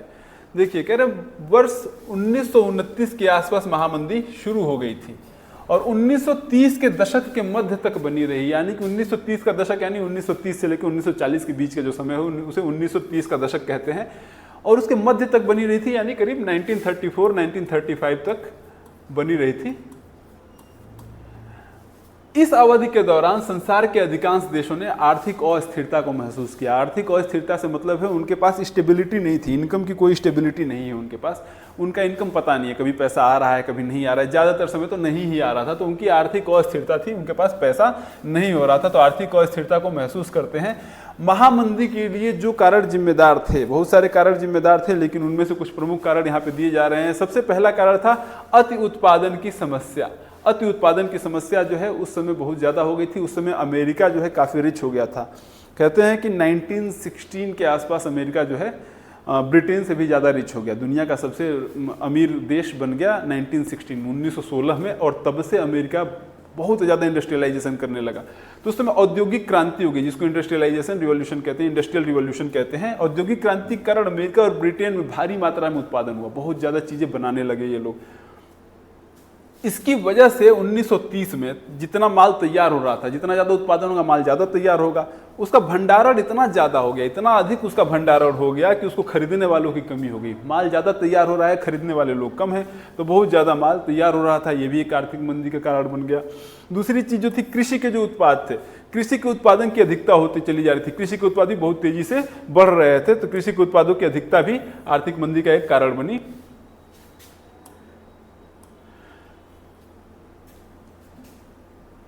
अब कृषि के उत्पाद बहुत ज़्यादा हो रहे हैं, तो इससे कृषि के उत्पादों का मूल्य जो है वो घटता चला जा रहा है। ज़्यादा अगर उत्पाद होगा तो उसका दाम कम होता ही चला जाएगा, तो कृषि के उत्पाद जो है वो ज़्यादा निकल के आ रहे हैं, तो इससे उनका मूल्य घटता चला जा रहा है। उनका मूल्य घटेगा तो किसानों को क्या होगा, कम फायदा होगा, उनके पास पैसा कम आएगा। किसान क्या करने लगे, अपने पैसे को, अपने फायदे को बढ़ाने के लिए, अपनी संपूर्ण आय जो थी उसको बनाए रखने के लिए वो क्या करते हैं, उत्पादन का विकास करने लगते हैं, यानी कि और ज़्यादा उत्पादन करने लगते हैं। उनको समझ में नहीं आता, उनको लगता है कि हमारे पास पैसा कम आ रहा है, और ज़्यादा अगर हम अनाज उगा देंगे या और ज़्यादा कृषि प्रोडक्ट उगा देंगे, कृषि के उत्पाद उगा देंगे, तो हम लोगों को ज़्यादा पैसा मिलने लगेगा। तो क्या कहते हैं, वो अपनी संपूर्ण आय को बनाए रखने के लिए और ज़्यादा उत्पादन का विकास करने लगते हैं। इससे क्या होता है कि स्थिति और ख़राब हो जाती है, और कृषि उत्पाद बहुत ज़्यादा बढ़ने की वजह से और ज़्यादा उनका मूल्य घटने लगता है। उसके बाद से अगला जो कारण है वो है वॉल स्ट्रीट संकट। वॉल स्ट्रीट संकट जो है, अमेरिका में एक जगह है न्यूयॉर्क में जिसको वॉल स्ट्रीट कहते हैं। वहाँ पे अमेरिका की ट्रेड वाली मार्केट चलती है, जो ये शेयर मार्केट होती है ना हमारे देश में, बॉम्बे स्टॉक एक्सचेंज है, वैसे ही अमेरिका में वॉल स्ट्रीट नाम की एक जगह है, वहाँ का शेयर मार्केट चलता है। तो वहाँ 1920 के दशक के मध्य में बहुत से देशों ने अमेरिका से कर्ज ले रखा था और अपनी सारी जो इन्वेस्टमेंट या निवेश वाली आवश्यकताएं हैं उनको पूरा किया था। अमेरिका के पूंजीवादियों ने बाद में 1920 के मध्य में, 1924-25 के आसपास यूरोपीय देशों को ऋण देना यानी कर्ज देना बंद कर दिया गया। तो इससे यूरोप के बहुत सारे प्रमुख बैंक जो है वो सड़क पे आ गए, वो बैंकरप्ट हो गए, उनके पास जो है वो पूरी तरह से धराशायी हो गए और वहाँ की मुद्रा का पतन हो गया। वहाँ पे क्या हो गया, उनकी मुद्रा जो है उसका पतन हो गया। मुद्रा वहाँ की कौन सी थी, स्टर्लिंग पाउंड थी, तो स्टर्लिंग पाउंड का पतन हो गया, कई सारी मुद्राओं का वहाँ पे पतन हो जाता है। उसके अलावा क्या होता है, अमेरिका उसी मंदी में गंभीर रूप से प्रभावित हो जाता है। अमेरिका के ऊपर भी बहुत ज़्यादा वो मंदी आ जाती है। अमेरिका क्या करता है, आयात करों को दुगना कर देता है। जो भी चीज़ें उनके यहाँ भेजी जाती हैं, जो मंगवाया जाता है उनके यहाँ, उनको उस पर टैक्स लगता है। उस टैक्स को क्या करता है, दुगना कर देता है और अपनी अर्थव्यवस्था को सुरक्षित रखने का प्रयास करता है, जिससे विश्व व्यापार जो है पूरी तरह से प्रभावित हो जाता है, पूरी तरह से रुक जाता है। जब ज़्यादा टैक्सेस होंगे तो लोग जो है सामान मंगाना कम कर देंगे, तो इससे विश्व व्यापार पूरी तरह से प्रभावित हो जाता है। और जो है घरेलू बैंक जो है वो घरेलू ऋण जो आसपास अपने देश के लोगों को जो उधार दिए रहते हैं उनको वापस लेना शुरू कर देते हैं। इस ऋण वापसी, इसको हम लोग ऋण वापसी के नाम से जानते हैं। जो घरेलू बैंक थे अमेरिका के, वो लोग क्या किए थे, अपना जो कर्जा था वापस लेने लगे, तो इसको हम लोग ऋण वापसी के नाम से जानते हैं। किसानों की उपज बिक नहीं रही थी, लोगों के पास पैसा नहीं है कि वो अपनी कोई चीज़ खरीदे, तो किसानों की उपज बिक नहीं रही, उनके परिवार तबाह हो जा रहे हैं और व्यवसाय पूरा ठप हो जा रहा है। अंततः धीरे धीरे करके अमेरिका की बैंकिंग प्रणाली भी धराशायी हो जाती है, क्योंकि बैंकों के अंदर जो इन्वेस्टमेंट है, वो जो भी उसके पास जो उन्होंने पैसे उधार दिए थे वो वापस नहीं आ रहे हैं, बैंक की इन्वेस्टमेंट कम यानी कि निवेश कम होते चले जा रहे हैं, तथा जमाकर्ताओं के धन को लौटा पाने में, जो जमा किए हुए थे पैसे, उनके पैसे कहाँ से लौटाएंगे जब इन्वेस्टमेंट नहीं आ रही है, निवेश नहीं आ रहा है। जो एकत्रित ऋण है यानी कि जो किसी ने उधार लिया वो उधार का पैसा भी नहीं लौटा रहे हैं, अपनी किस्तें नहीं भर रहे हैं, तो जो लोग पैसा जमा किए उनका पैसा नहीं लौटाने के पास, इनका पैसा ही नहीं इनके पास कि पैसा उनका लौटा पाएँ जो लोग जमा किए हुए हैं, तो इसकी वजह से उनका धन भी ये लौटा पाने में असमर्थ हो जा रहे हैं। अक्टूबर 1929 में वॉल स्ट्रीट में स्थित न्यूयॉर्क स्टॉक एक्सचेंज के मूल्य अचानक से गिर जाते हैं। अब वहाँ पे जो भी स्टॉक प्राइसेस थे वो काफ़ी तेज़ी से गिरते हैं। इससे लोग घबरा जाते हैं, लोग घबरा के अपने सारे शेयर बेचने शुरू कर देते हैं, जिससे एक ही माह में स्टॉक का मूल्य जो होता है वो 40% तक गिर जाता है। इस तरीके से अमेरिका के अंदर जो है एक बहुत ही बड़ा आर्थिक भूचाल सा आ जाता है, और ये जो है उस देश में आर्थिक मंदी के, हमारे पूरे मतलब अमेरिका में आर्थिक मंदी के प्रभाव को दिखलाता है। हमारा अगला प्रश्न है, राजनीतिक दलों के किन्हीं 4 कार्यों का उल्लेख कीजिए। राजनीतिक दलों के 4 कार्य पूछे जा रहे हैं। राजनीतिक दलों के बारे में आप जैसा कि आप जानते हैं कि हमारे देश में बहुत सारे राजनीतिक दल हैं, या फिर किसी भी देश में जो राजनीतिक दल होते हैं वो चुनाव लड़ते हैं, सरकार बनाते हैं और जनता के लिए कार्य करते हैं। तो राजनीतिक दलों के जो प्रमुख कार्य हैं, जो उनकी भूमिका है हमारे देश के लोकतंत्र में, वो पहली तो चीज़ ये है कि जनता और सरकार के मध्य सेतु का काम करते हैं, जनता और सरकार के बीच में एक ब्रिज बनाते हैं। ये राष्ट्र हित के अनुकूल जनमत बनाते हैं, जो भी राष्ट्र के हित में जरूरी हो उस तरह से जनमत बनाते हैं। निर्वाचन के समय प्रत्याशियों का चयन करते हैं। जैसा कि आप जानते हैं कि देश के जो भी राजनीतिक दल हैं वही जब निर्वाचन होता है, जब चुनाव होता है, तो अपने लिए प्रत्याशी खड़े करते हैं, वही बताते हैं कि ये इंसान जो है होगा आपके क्षेत्र का प्रतिनिधि होगा, आपके क्षेत्र को रिप्रेजेंट करेगा। तो वो क्या करते हैं, प्रत्याशियों का चयन भी वही करते हैं। शासक दल की निरंकुशता पर रोक लगाते हैं। जैसे मान लीजिए जब चुनाव हो जाता है तो कोई एक पार्टी जीतती है, बाकी कुछ पार्टियां हारती हैं, एक आधी पार्टी हारती है, तो उसको हम लोग विपक्ष कहते हैं। जो लोग हारते हैं वो विपक्ष में बैठते हैं। तो जैसे मान लीजिए जो पार्टी अगर जीती हुई है वो कैसे भी अगर निरंकुशता कर रही है, वो गलत काम कर रही है, करप्शन कर रही है, तो उसको रोक लगाने का काम जो होता है वो विपक्षी पार्टी करती है। तो विपक्षी पार्टी भी एक राष्ट्रीय दल है, तो एक तरह से शासक दल की निरंकुशता पे रोक लगाने का काम भी जो है वो राजनीतिक दलों का ही होता है। अगली चीज़ जो है, निर्वाचन में विजय प्राप्त करना और सरकार बनाना इनका प्रमुख कार्य है। जनता के लिए जो है ये अलग अलग तरीके की घोषणाएं करते हैं, अपना घोषणा पत्र जारी करते हैं, फिर उस चुनाव में जनता के सामने रखते हैं कि अगर हम लोग जीत गए तो आप लोगों के लिए ये काम करेंगे। वो घोषणा पत्र जो होता है वो भी वो लोग जनता के बीच में जाके, जनता को देख के, जनता की ज़रूरतों के हिसाब से बनाए रहते हैं। तो उसके बाद अगर जब विजय प्राप्त कर लेते हैं तो ये सरकार बनाते हैं और उन्हीं घोषणा पत्रों के हिसाब से वो काम करते हैं। मतदाता सूची बनाने में यह सहयोग करते हैं, जनता को राजनीतिक प्रशिक्षण देते हैं और कानून का निर्माण करते हैं। कानून का निर्माण कैसे करते हैं, जब ये लोग जीत के जाते हैं, संसद या विधानसभा में जाते हैं, तो जनता की ज़रूरतों के हिसाब से जो इन लोगों ने घोषणा पत्र बनाए थे, अब उस घोषणा पत्र पे ऐसे ही काम नहीं हो जाता है। उस घोषणा पत्र पे जो भी काम किए जा रहे हैं उनको करने के लिए बाकायदा लिखित में ये लोग कानून बनाते हैं। उस कानून को बाकायदा राष्ट्रपति या राज्यपाल से पास करवाया जाता है। ये उस पर निर्भर करता है कि वो सेंट्रल गवर्नमेंट यानी कि केंद्र सरकार का कानून है या राज्य सरकार का कानून है। तो पूरी कानूनी एक प्रक्रिया होती है, उस प्रक्रिया के तहत ये देश के लिए कानून निर्माण का काम करते हैं। आइए अगला प्रश्न देखते हैं। अगला प्रश्न जो है दूसरे का ही अथवा वाला है। कह रहे हैं कि लोकतंत्र के किन्हीं 2 प्रमुख चुनौतियों का वर्णन कीजिए। लोकतंत्र जो होता है यानी जनता का जो राज होता है, उसमें प्रमुख चुनौतियां कौन कौन सी आती हैं इनका वर्णन करने को कह रहे हैं, तो भारत के लोकतंत्र की 2 प्रमुख चुनौतियां जो हैं वो क्या हैं। पहली चुनौती जो है, सबसे बड़ी चुनौती इस देश की, राजनीति में आपराधिक तत्वों का प्रवेश। राजनीति में आपराधिक तत्व जो हैं वो बहुत ज़्यादा तेजी से घुसते हैं, बहुत ज़्यादा ही घुसे हुए हैं आज भी। कह रहे हैं संसद और विधानसभा में आपराधिक पृष्ठभूमि वाले प्रतिनिधियों का चयन लोकतांत्रिक प्रक्रियाओं की शुचिता को प्रभावित करता है। इससे शासन की विश्वसनीयता, शासन की यहाँ पे की होगा, शासन की विश्वसनीयता और कार्यक्षमता पर प्रतिकूल प्रभाव पड़ता है। अभी 2024 में हमारे यहाँ लोकसभा चुनाव हुए थे, जो सेंट्रल गवर्नमेंट का इलेक्शन हुआ था, उसमें जितने लोग जीत के गए थे, जितने सांसद जीत के गए थे, आप लोगों को जान के आश्चर्य होगा कि उसमें से 47% सांसद ऐसे हैं जिन लोगों के ऊपर आपराधिक मामले हैं। तो राजनीति में आपराधिक तत्वों का प्रवेश से मतलब यही है, ऐसे लोग राजनीति में चले जाएं जिन लोगों पर आपराधिक मामले चल रहे हैं या जो लोग अपराधी घोषित हो चुके हैं कोर्ट के द्वारा। अगर ऐसे लोग जो है आपराधिक पृष्ठभूमि वाले प्रतिनिधि अगर लोकतांत्रिक प्रक्रियाओं में चले जाएंगे, यानी संसद में विधानसभाओं में चले जाएंगे, तो वो लोग क्या करेंगे, प्रक्रियाओं की शुचिता यानी जो शुद्धता है प्रक्रियाओं को ठीक से चलने नहीं देंगे, उनके ऊपर वो असर डालेंगे, उनको मैनिपुलेट करेंगे। इससे हमारे देश की जो शासन की विश्वसनीयता है और जो कार्यक्षमता है, हमारी जो है वर्किंग कैपेसिटी कम हो जाएगी। क्यों? क्योंकि वो भ्रष्टाचार बहुत ज़्यादा करेंगे, क्राइम करेंगे, अपने हिसाब से चीज़ों को मैनिपुलेट करने की कोशिश करेंगे। तो ये तो प्रमुख चुनौतियों में से पहली चुनौती हो गई। दूसरी चुनौती जो कि भ्रष्टाचार, इस चुनौती से हमारा देश आज़ादी के समय से ही जूझ रहा है। कह रहे हैं राजनीति और प्रशासन में व्याप्त भ्रष्टाचार लोकतंत्र की नींव को कमजोर करता है। अगर भ्रष्टाचार रहेगा तो जनता का शासन, जनता के लिए, जनता के द्वारा जनता का शासन जो है वो ठीक से काम नहीं कर पाएगा। अगर भ्रष्टाचार रहेगा तो जो भ्रष्टाचारी होगा वो पैसे लेके सही इंसान तक जो चीज़ें पहुंचनी चाहिए वो पहुंचने से रोक देगा, वो किसी ऐसे इंसान की तरफ डाइवर्ट कर देगा, ऐसे इंसान की तरफ भेज देगा जो उस चीज़ का अधिकारी नहीं है। तो भ्रष्टाचार जो है वो हमारे लोकतंत्र की प्रमुख चुनौतियों में से जो है सेकेंड नंबर पे आती है।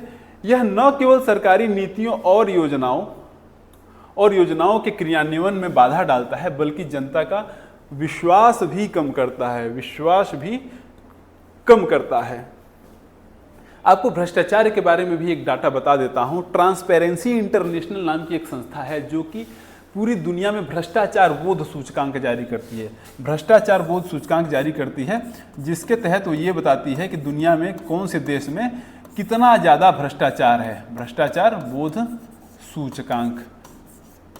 तो हमारे देश का जो है, हमारा देश जो है 2024 में जो इन लोगों ने जारी किया था, उसके तहत हमारा देश जो है केवल 38 स्कोर कर पाया था आउट ऑफ 100 हमारा देश 38 स्कोर कर पाया था। और 180 देशों में से हमारा स्थान कौन सा था? 96 था। मतलब जो लोग 100 स्कोर कर रहे हैं उनके यहाँ कंप्लीटली क्लीन है, वहाँ पे बिल्कुल भ्रष्टाचार नहीं है।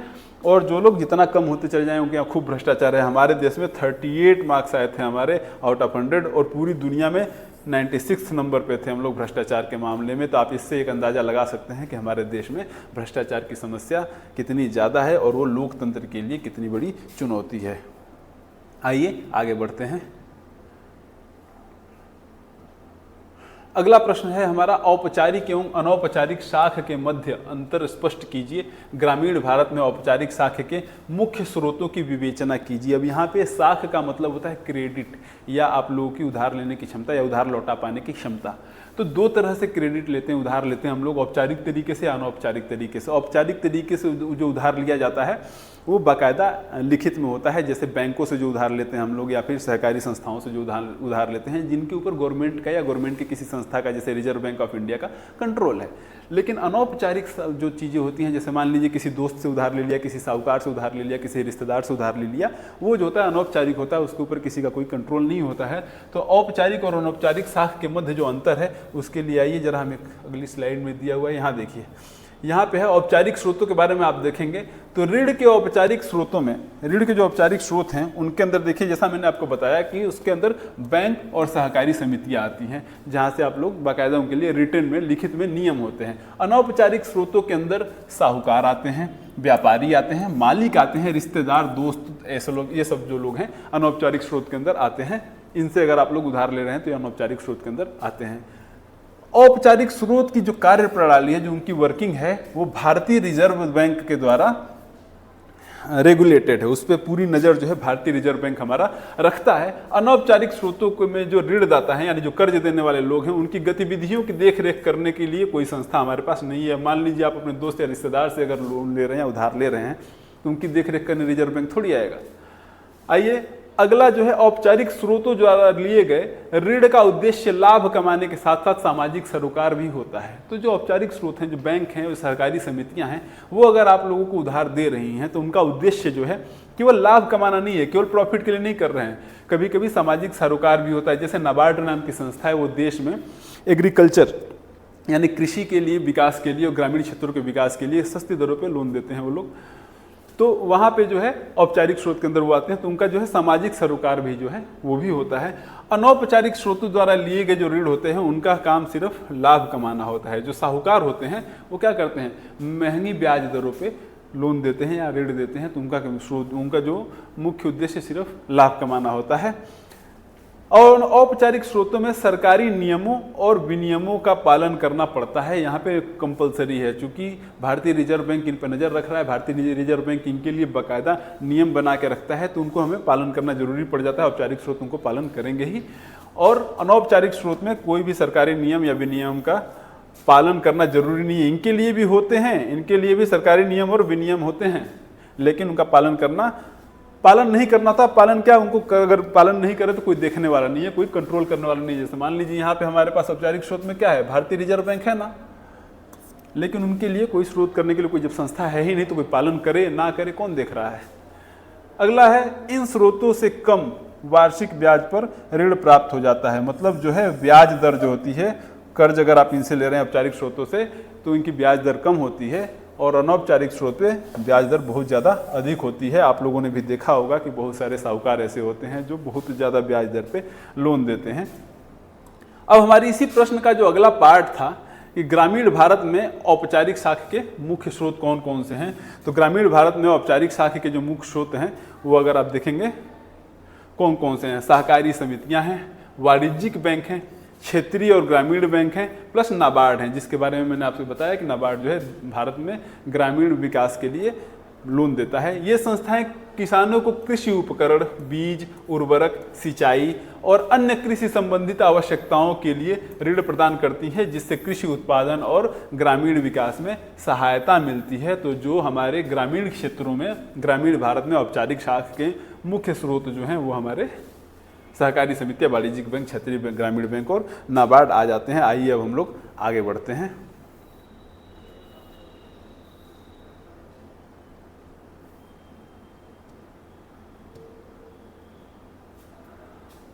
इसी में तीसरे का जो अथवा वाला प्रश्न है वो है वैश्वीकरण से आप क्या समझते हैं। भारतीय कृषि पर इसके प्रभावों का उल्लेख कीजिए। वैश्वीकरण, जैसा मैंने अभी जब हम लोग बहुविकल्पीय प्रश्न डिस्कस कर रहे थे तो उसके अंदर आया था कि उदारीकरण कब हुआ था, जो 1991, जिसका 1991 में ऑप्शन मैंने बताया था, वही वैश्वीकरण है। दुनिया के वैश्वीकरण का बेसिक मतलब अगर मैं आपको सामान्य भाषा में समझाऊं तो वैश्वीकरण का मतलब होता है दुनिया में किसी भी देश की कंपनियां या किसी भी देश के लोग किसी दूसरे देश में जाके बिजनेस कर सकें, निवेश कर सकें, तो इसे हम लोग वैश्वीकरण कहते हैं। कि मतलब पूरे विश्व के लिए आपने पूरे विश्व को एक ओपन मार्केट बना रखा है, एक खुला बाजार बना रखा है, जिसके अंदर कोई भी कहीं भी जाके इन्वेस्टमेंट या व्यापार कर सकता है। तो इसको हम लोग वैश्वीकरण कहते हैं। यहाँ पे जो वैश्वीकरण है वो हमारे देश की व्यापार के वैश्वीकरण से है। भारत की, हमारे देश में वैश्वीकरण हुआ था 1991 में वैश्वीकरण हुआ था। जैसा मैंने बताया, मनमोहन सिंह जी उस समय फाइनेंस मिनिस्टर थे, यानी वित्त मंत्री थे उस समय, और उसमें एच.डी. देवगौड़ा जी की सरकार थी 1991 में, तो उस समय हमारे यहाँ वैश्वीकरण हुआ था। तो ये हमारे देश के वैश्वीकरण की बात कर रहे हैं कि उससे हमारे भारतीय कृषि पर क्या प्रभाव पड़ा था। तो वैश्वीकरण विभिन्न देशों के बीच व्यापार एवं निवेश में तीव्र वृद्धि की प्रक्रिया है। दूसरे शब्दों में अगर कहा जाए तो विभिन्न देशों के बीच अधिक से अधिक वस्तुओं और सेवाओं, निवेश का वितरण आदि का वैश्विक आदान प्रदान ही वैश्वीकरण है। जैसा ये थोड़ी सी टेक्निकल भाषा है, अगर जैसे मैंने सामान्य भाषा में समझाया कि दुनिया के अलग अलग सभी देशों को आपस में बहुत तेजी से सेवाएं यानी सर्विसेज, इन्वेस्टमेंट, इन सब चीज़ों का वितरण करना या इन सब चीज़ों का आपस में बहुत खुले तौर पे इनका आपस में क्या कह रहे हैं, आदान प्रदान करना जो है वैश्वीकरण कहलाता है। ट्रेड और इन्वेस्टमेंट का, व्यापार का और निवेश का आपस में बहुत तेजी से आदान प्रदान वैश्वीकरण कहलाता है। वैश्वीकरण जो हुआ था, जो हमारे देश में 1991 में वैश्वीकरण हुआ, तो भारतीय कृषि पर क्या प्रभाव हुआ? हमारे देश की सभी इंडस्ट्रीज पर बहुत ज़्यादा प्रभाव पड़ा, लेकिन भारतीय कृषि पर यहाँ पे पूछा गया है। तो आइए हम लोग देखते हैं भारतीय कृषि से क्या हुआ। भारतीय कृषि पे सकारात्मक और नकारात्मक दोनों तरह के प्रभाव पड़े। अब सकारात्मक प्रभाव को पहले देखते हैं। तो किसानों की पहुंच जो है वैश्विक बाजारों तक हो गई।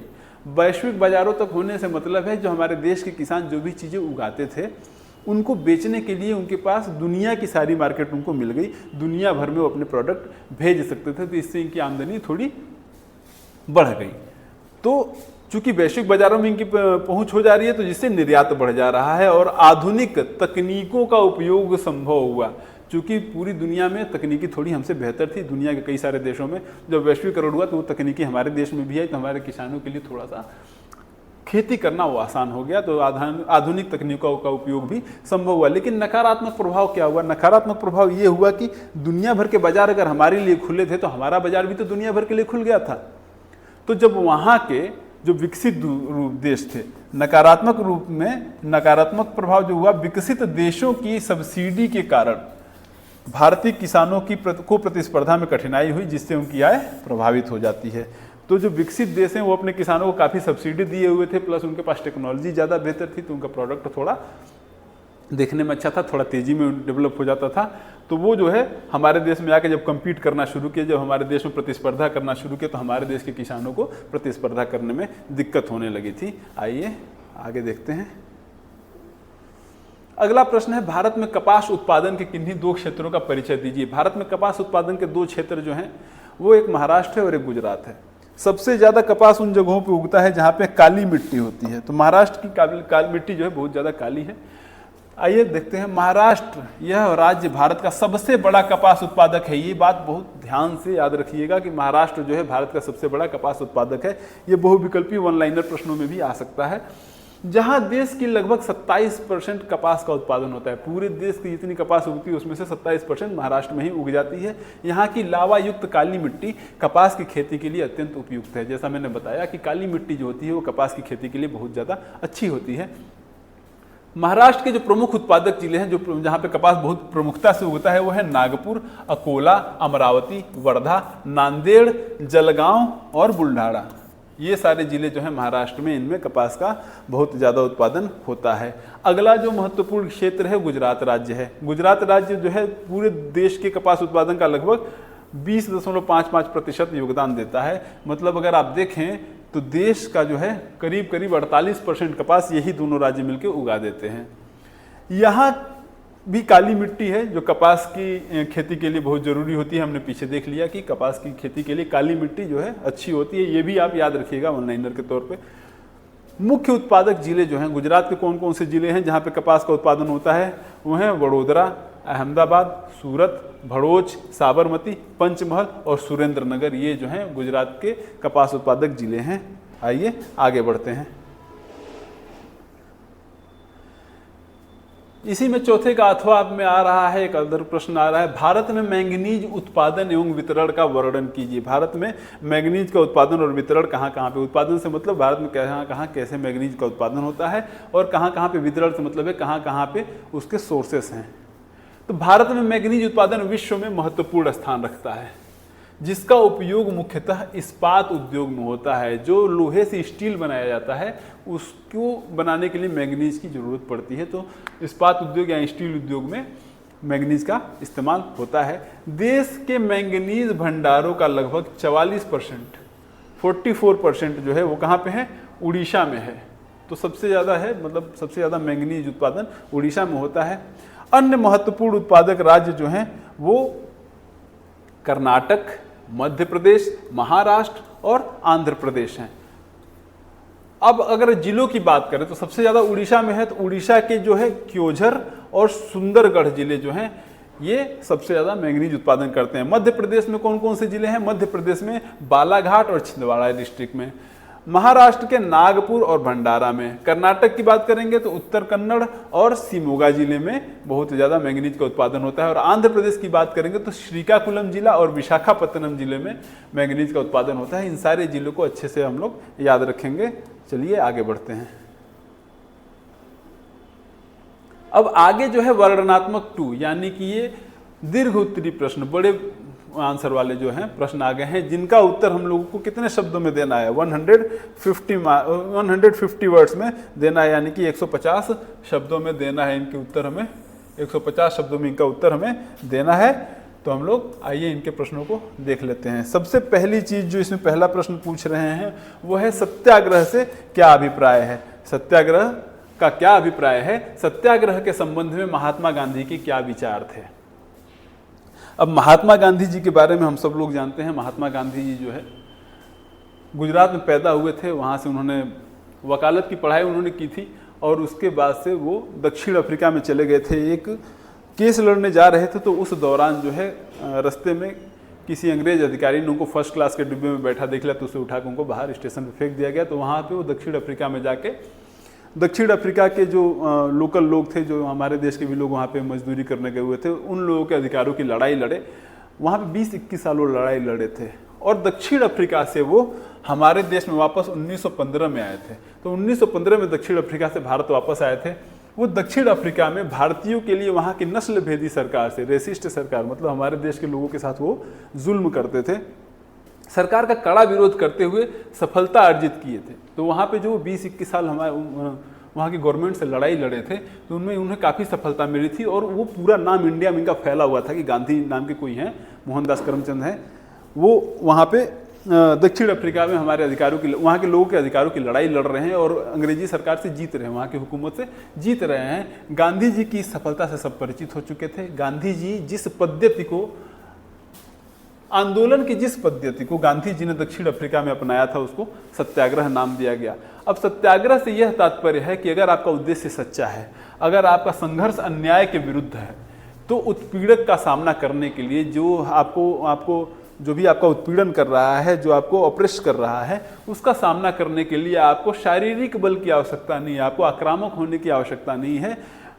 प्रतिशोधों की भावना या आक्रामकता का सहारा लिए बिना भी, मतलब अगर आप उससे बदला लेने की भावना ना रखें, प्रतिशोध की भावना ना रखें या आक्रामकता ना करें, उसके बिना भी अगर आप चाहें तो केवल सत्याग्रह से, केवल सत्य की भावना आप रख के उसको आप अपना काम उससे करवा सकते हैं। तो वहाँ पे वही है कि आक्रामकता का सहारा लिए बिना भी सत्याग्रही केवल अहिंसा के बल पे, गांधी जी का हथियार क्या था, अहिंसा था, अहिंसा के बल पे अपने संघर्ष में सफल हो सकता है। ये बात गांधी जी को पूरी तरह से, उनको इस बात का विश्वास था कि अगर आप चाहें तो सत्याग्रह के मदद से दुनिया की किसी बड़ी से बड़ी उत्पीड़क शक्ति को भी हरा सकते हैं। कितना भी ऑपरेसिव शक्ति हो कोई, उसको आप लोग हरा सकते हैं। भारत आने के पश्चात गांधी जी अनेक स्थानों पर सत्याग्रह आंदोलन चलाते हैं, बहुत सारे जगहों पे जाते हैं। गांधी जी जब भारत आए थे तो उन्होंने विनोबा भावे नाम के, हमारे यहाँ पे एक समाज सुधारक थे, राजनीतिक नेता थे, उनको अपना गुरु बनाया, राजनीतिक गुरु बनाया। उन्होंने गांधी जी को राय दी थी कि आप पूरे देश को एक बार घूम के देखो। पूरा देश गांधी जी 1-1.5 साल तक घूमे थे और घूम के उन्होंने यहाँ के देश की राजनीतिक स्थितियों का पूरा अच्छे से अवलोकन कर लिया था, ठीक से समझ लिया कि यहाँ पे क्या चल रहा है। और उसके बाद से उन्होंने धीरे धीरे देश में अलग अलग जगहों पे जाके सत्याग्रह चलाया। सबसे पहला सत्याग्रह 1917 में चंपारण में गए। नील की खेती होती थी चंपारण में, नील की खेती करने को मजबूर करते थे अंग्रेज। 3 कठिया सिस्टम चलता था वहाँ पे। ऐसे था कि 20 कट्ठे होते हैं 1 बीघे में, तो उसमें से 3 कट्ठे पे आपको नील की खेती करनी पड़ेगी।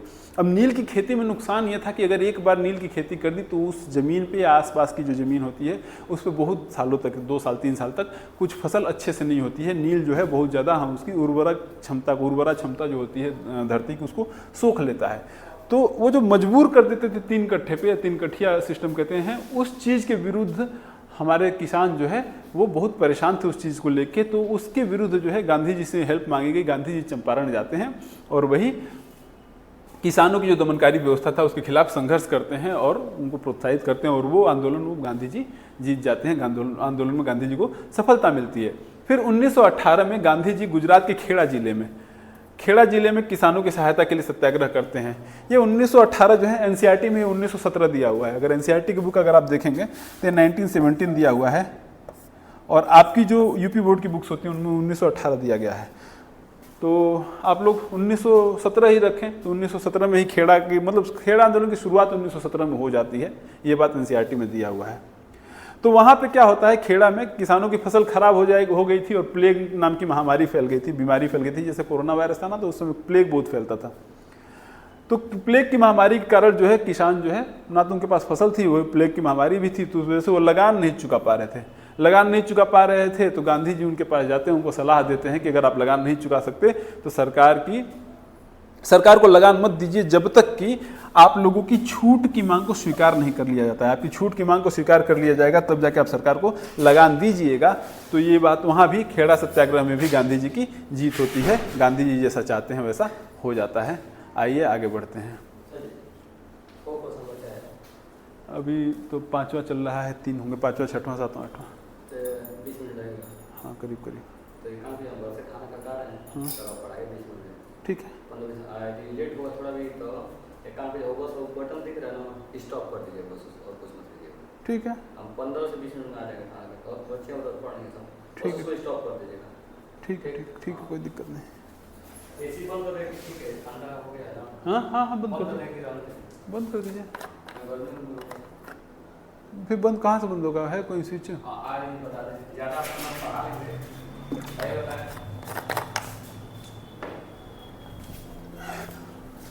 और जो है ना उसको बस ना जब पढ़ा लीजिएगा उसको दाब दीजिएगा। अच्छा, वो एमसीबी ड्रॉप कर देना, ठीक है।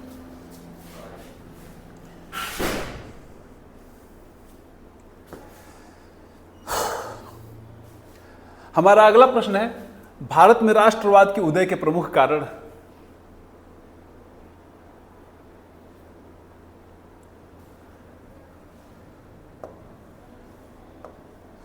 हमारे अगले प्रश्न में भारत में राष्ट्रवाद के प्रमुख कारण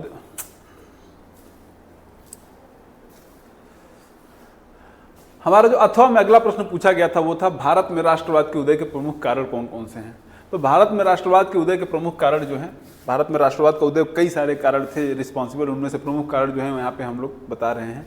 सबसे पहला जो है औपनिवेशिक शोषण और आर्थिक नीतियाँ। औपनिवेशिक शोषण यानी कि जो औपनिवेशिक सरकार थी, जो औपनिवेशिक सरकार उन सरकारों को कहते हैं जो लोग किसी दूसरे देश के भूभाग को, किसी दूसरे देश की ज़मीन को या किसी दूसरे देश को अपना उपनिवेश बना लेते हैं। उपनिवेश मतलब अपना राज्य बना लेते हैं, अपने में मिला लेते हैं, उसको हड़प लेते हैं, तो उनको औपनिवेशिक सरकार कहते हैं। औपनिवेशिक सरकार जो थी वो बहुत ज़्यादा शोषण करती थी और उनकी जो आर्थिक नीतियाँ थी वो बहुत ज़्यादा शोषक थी। तो वो नीतियाँ जो हैं हमारे देश के लोगों का बहुत ज़्यादा शोषण कर रही थी। तो वो एक कारण था, सबसे मुख्य कारण वही था कि वो बहुत ज़्यादा शोषण और उनकी आर्थिक नीतियाँ हमारे देश का पैसा लूट रहे थे। तो राष्ट्रवाद का सबसे प्रमुख कारण वो था। ब्रिटिश सरकार के दौरान भारतीय अर्थव्यवस्था का बहुत शोषण होता है। हमारे देश से क्या करते थे ये लोग, कच्चा माल हमारे देश से लेके जाते थे और वहाँ से फिनिश्ड गुड यानी कि कुछ कच्चे माल से कुछ अच्छा प्रोडक्ट बना के हमारे देश में ला के बेचते थे। तो इससे क्या होता था कि वहाँ की इंडस्ट्री को पैसा मिलता था और हमारे यहाँ के किसानों का जो कच्चा माल था वो औने पौने दाम पर जाता था। हमारे यहाँ जो इंडस्ट्री थी वहाँ पे वो कच्चा माल यूज नहीं हो पाता था। हमारे यहाँ की इंडस्ट्री धीरे धीरे खत्म हो गई। हमारे यहाँ के किसानों को औने पौने दाम पे थे तो किसानों के पास भी पैसे नहीं बचे। वहाँ की इंडस्ट्री जिससे जो सामान बन के आ रहा था उसको हम लोग खरीद रहे थे, तो हमारे यहाँ के पैसे सारे उनके पास जा रहे थे। तो ये काम करते थे। तो इस तरह से उनका जो है हमारी अर्थव्यवस्था का बहुत ज़्यादा शोषण कर रहे हैं। कह रहे हैं कच्चे माल का निर्यात और तैयार वस्तुओं जो फिनिश्ड गुड हैं, जो कच्चे माल से बन के आ रही हैं वहाँ से, उनकी बात कर रहे हैं। तैयार वस्तुओं का आयात, निर्यात क्या हो रहा है कच्चे माल का, बाहर जा रहा है कच्चा माल। आयात क्या रहा है, यानी हमारे देश में क्या रहा है, तैयार वस्तुएं जो फिनिश्ड गुड हैं, उनका आयात भारतीय उद्योगों के पतन का कारण बन गया। वहाँ के उद्योग फलने फूलने लगे, हमारे उद्योग जो है खत्म हो गए, जिससे बेरोजगारी हो जा रही है, गरीबी बढ़ी। ये दोनों चीज़ें होती हैं हमारे यहाँ और इससे हमारे देश के नागरिकों में असंतोष की भावना आ जाती है और हमारे धीरे धीरे हमारे देश में राष्ट्रवाद की भावना का जन्म होता है। अगला जो रीज़न है वो देखते हैं, प्रथम विश्व युद्ध के प्रभाव। पहला विश्व युद्ध हुआ था 1914 से लेकर 1919 तक चला था ये पहला विश्व युद्ध। तो उस दौरान इंग्लैंड भी उस विश्व युद्ध में था, इंग्लैंड ही लड़ रहा था उस विश्व युद्ध में। तो विश्व युद्ध में इंग्लैंड चूंकि लड़ रहा था तो वो उससे उनका खर्चा, कोई भी लड़ाई होती है तो बहुत खर्चा लगता है। तो उनके खर्च में बहुत ज़्यादा वृद्धि हो गई। वो खर्चे को बराबर करने के लिए उन लोगों ने क्या किया, टैक्सेस बढ़ा दिया, करों में बढ़ोतरी कर दी, और उसकी वजह से महंगाई बढ़ जा रही है। उसके अलावा एक और काम किया था इन्होंने, पहले विश्व युद्ध में सेना की जरूरत थी, मतलब लोगों को जबरदस्ती पकड़ पकड़ के आर्मी में भर्ती करना शुरू कर दिया, तो जबरन सैन्य भर्ती और खाद्य संकट, उसी दौरान अकाल आ गया। हमारे देश में अचानक से अकाल पड़ गया, तो खाद्य खाने की चीज़ों की उपज कम हुई, तो खाद्य संकट भी आ गया। तो इतनी सारी चीज़ें जब एक साथ हुई तो उससे हमारे देश के लोगों के अंदर असंतोष उत्पन्न हो गया, जिससे राष्ट्रवादी आंदोलन को बहुत ज़्यादा बल मिलता है। अगली जो चीज़ आ रही है उसमें रॉलेट एक्ट और दमनकारी नीतियाँ। रॉलेट एक्ट 1919 के अंदर ये लोग एक एक्ट लेके आए थे, जिसके तहत क्रांतिकारी गतिविधि करने वाले लोगों को बिना उनसे कुछ पूछे उन्हें 2 साल के लिए जेल में डाल दिया जाना था, कोई मुकदमा नहीं चलेगा। तो 1919 में एक एक्ट पास होता है, रॉलेट एक्ट, जिसमें मुकदमे के बिना गिरफ्तारी की अनुमति दे दी जाती है, जिससे नागरिक स्वतंत्रता का हनन हो जाता है। इस अन्यायपूर्ण कानून के विरोध में व्यापक आंदोलन हुआ, जो कि राष्ट्रवाद के प्रसार में सहायक बना। तो इस तरीके से धीरे धीरे राष्ट्रवाद में रॉलेट एक्ट का भी एक अपना योगदान रहता है। अगला सांस्कृतिक पुनर्जागरण और साहित्य। सांस्कृतिक पुनर्जागरण से मतलब है जब अंग्रेज हमारे देश में आए थे तो उन्होंने हमारे देश की संस्कृति को बहुत निचले तबके का बताया था, कहा था आप लोग गंवार हो, और हमारे देश के लोगों ने मान भी लिया, क्योंकि वो दिखाते थे कि उनका कल्चर कितना बढ़िया है। हमारे देश के लोग कल्चर का प्रचार कभी नहीं करते थे, तो उन लोगों ने कह दिया कि आपका जो सांस्कृतिक जो है, आपकी संस्कृति है बहुत ज़्यादा खराब है और हम लोग की संस्कृति बहुत बेहतर है। इसे वाइट्स मैन बर्डन कहना शुरू किया कि हम आप लोग को सभ्य बनाने आए हैं। तो हमारे देश के लोग अपनी संस्कृति को खराब मानने लगे। लेकिन बाद में धीरे धीरे हमारे देश के जो एलीट लोग थे, जो पढ़े लिखे लोग थे, जो विवेकानंद, रविंद्रनाथ टैगोर, राजा राम मोहन राय, इन जैसे लोग जो थे, इन लोगों ने धीरे धीरे हमारे देश की संस्कृति का पुनर्जागरण करना शुरू किया। तो भारतीय साहित्य, लोक कथाओं, गीतों और चित्रों के माध्यम से राष्ट्रीय पहचान को बढ़ावा मिला। इन चीज़ों को धीरे धीरे पूरे देश में फैलाया जाने लगा, जिससे हमारे राष्ट्रीय पहचान को बढ़ावा मिलता है। भारत माता की फ़ोटो बनाई जाती है, तो इस तरीके से क्या होता है, भारत माता की फ़ोटो बनाने की वजह से क्या होता है, जो हमारा देश है उसको हम लोग एक पर्सन के रूप में, एक इंसान के रूप में देखने लगते हैं, जिसकी हम लोगों को बहुत इज्जत करनी चाहिए। चूँकि भारत माता की छवि बनती है, उनको माता के रूप में देखने लगते हैं, तो एक तरह से एक भावनात्मक लगाव भी हो जाता है। तो इससे हमारा जो है पूरे हम आपस में सब लोग एक दूसरे से मिल जाते हैं कि चलो पूरा भारत जो है हमारी माँ है और हमारी माँ का शोषण कर रहे हैं ये लोग, हमारी माँ के ऊपर जो है अत्याचार हो रहा है। तो इस तरह से हमारे देश के लोगों में धीरे धीरे राष्ट्रवाद की भावना का जन्म होता है। अगला जो चीज़ था, महात्मा गांधी का नेतृत्व और सत्याग्रह। महात्मा गांधी जो है 1915 में हमने पढ़ा कि वापस आते हैं। 1915 में आने के बाद से इस देश में हम लोग सत्याग्रह करना शुरू करते हैं। 1917 में भी हमने देखा कि वो चंपारण में किए थे, खेड़ा में किए थे, उसके अलावा अहमदाबाद में भी किए थे। तो धीरे धीरे वो अलग अलग तरीके के ढेर सारे आंदोलन करते हैं और वो उनके नेतृत्व में जनता जो है एकजुट होनी शुरू हो जाती है। तो गांधी जी का जो नेतृत्व है वो अहिंसक प्रतिरोध और सत्याग्रह के माध्यम से होता है। जितने जन आंदोलन होते हैं गांधी जी के नेतृत्व में, उसमें अलग अलग सभी वर्गों के लोग एकजुट होकर गांधी जी के साथ जुड़ते हैं और उससे क्या होता है, एक एकता की भावना का, राष्ट्रवाद की भावना का उदय होता है। खिलाफत आंदोलन। खिलाफत आंदोलन ये था कि जैसे जब प्रथम विश्व युद्ध हुआ था तो उसमें टर्की इंग्लैंड के खिलाफ लड़ा था। टर्की नाम का एक देश है, वहाँ का जो राजा था उसको वहाँ उस समय पूरे दुनिया के सभी मुसलमान अपना लीडर मानते थे, अपना नेता मानते थे। तो खिलाफत वो जब पहला वर्ल्ड वॉर हुआ, जब पहला विश्व युद्ध हुआ, उसमें इंग्लैंड जीत गया, टर्की हार गया। तो टर्की जब हार गया तो टर्की के हारने के बाद से इंग्लैंड वाले टर्की के राजा को बहुत ज़्यादा जलील बेइज्जत करने के उसमें थे, उन कर रहे थे, उसका पद छीन लिए थे। तो पूरे देश के, हमारे देश के मुसलमानों में इस बात को लेके आक्रोश फैल गया था और वो लोग खिलाफत आंदोलन कर रहे थे कि मतलब दुनिया में एक खलीफा होना ही चाहिए जो मुसलमानों का लीडर होना चाहिए।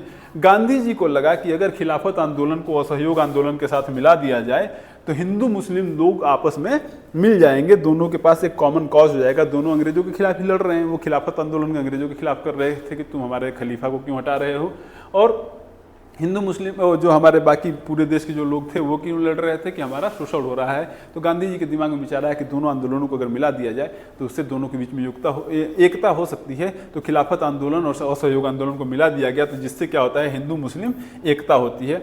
तो खिलाफत आंदोलन ने और असहयोग आंदोलन ने हिंदू मुस्लिम एकता को प्रोत्साहित किया, जिससे असहयोग आंदोलन को व्यापक समर्थन मिला और राष्ट्रवादी भावना का विस्तार हुआ। इस तरह से एकता होने से राष्ट्रवादी भावना का विकास होता है। तो आज जैसा आप देख सकते हैं कि इस प्रकार उपरोक्त सभी कारकों ने मिलकर भारत में राष्ट्रवाद के उदय में महत्वपूर्ण भूमिका निभाई है। आइए आगे बढ़ते हैं।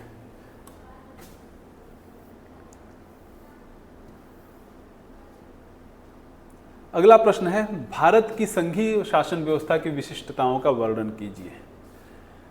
अब संघवाद का मतलब होता है देश के बहुत सारे राज्य आपस में मिलके एक दूसरे के साथ शक्तियों का बंटवारा करके राज्य करते हो। ठीक है, मतलब ऐसा ना हो कि एक जगह पे शक्तियां केंद्रीकृत हो जाएं, एक ही जगह पे सेंटर के पास ही सारी शक्तियां आ जाएं, ऐसा ना हो। तो भारत में संघीय शासन व्यवस्था है। संघवाद की अवधारणा पर, संघवाद एक ऐसी शासन व्यवस्था है जिसमें शासन की सभी शक्तियों का केंद्रीय सरकार तथा प्रांतीय सरकारों के बीच में बंटवारा कर दिया जाता है। जैसा मैंने बताया कि शक्तियां जो हैं एक जगह पे नहीं रहती हैं, केंद्रीय सरकार के पास भी होती हैं और प्रांतीय यानी कि राज्य सरकार के पास भी शक्तियों का बंटवारा किया जाता है। संघीय शासन व्यवस्था में 2 स्तर की सरकार होती है। एक केंद्र स्तर पे, जिसे प्रथम स्तर पे पूरे देश के लिए सरकार होती है, जिसके अधीन राष्ट्रीय महत्व के विषय होते हैं, उन्हें संघीय सरकार कहते हैं। जैसे हमारे देश में केंद्र सरकार है, जहाँ पे इस समय मोदी जी प्रधानमंत्री हैं, जो संसद में पूरी सरकार चलती है, वो प्रथम स्तर की सरकार कही जाती है।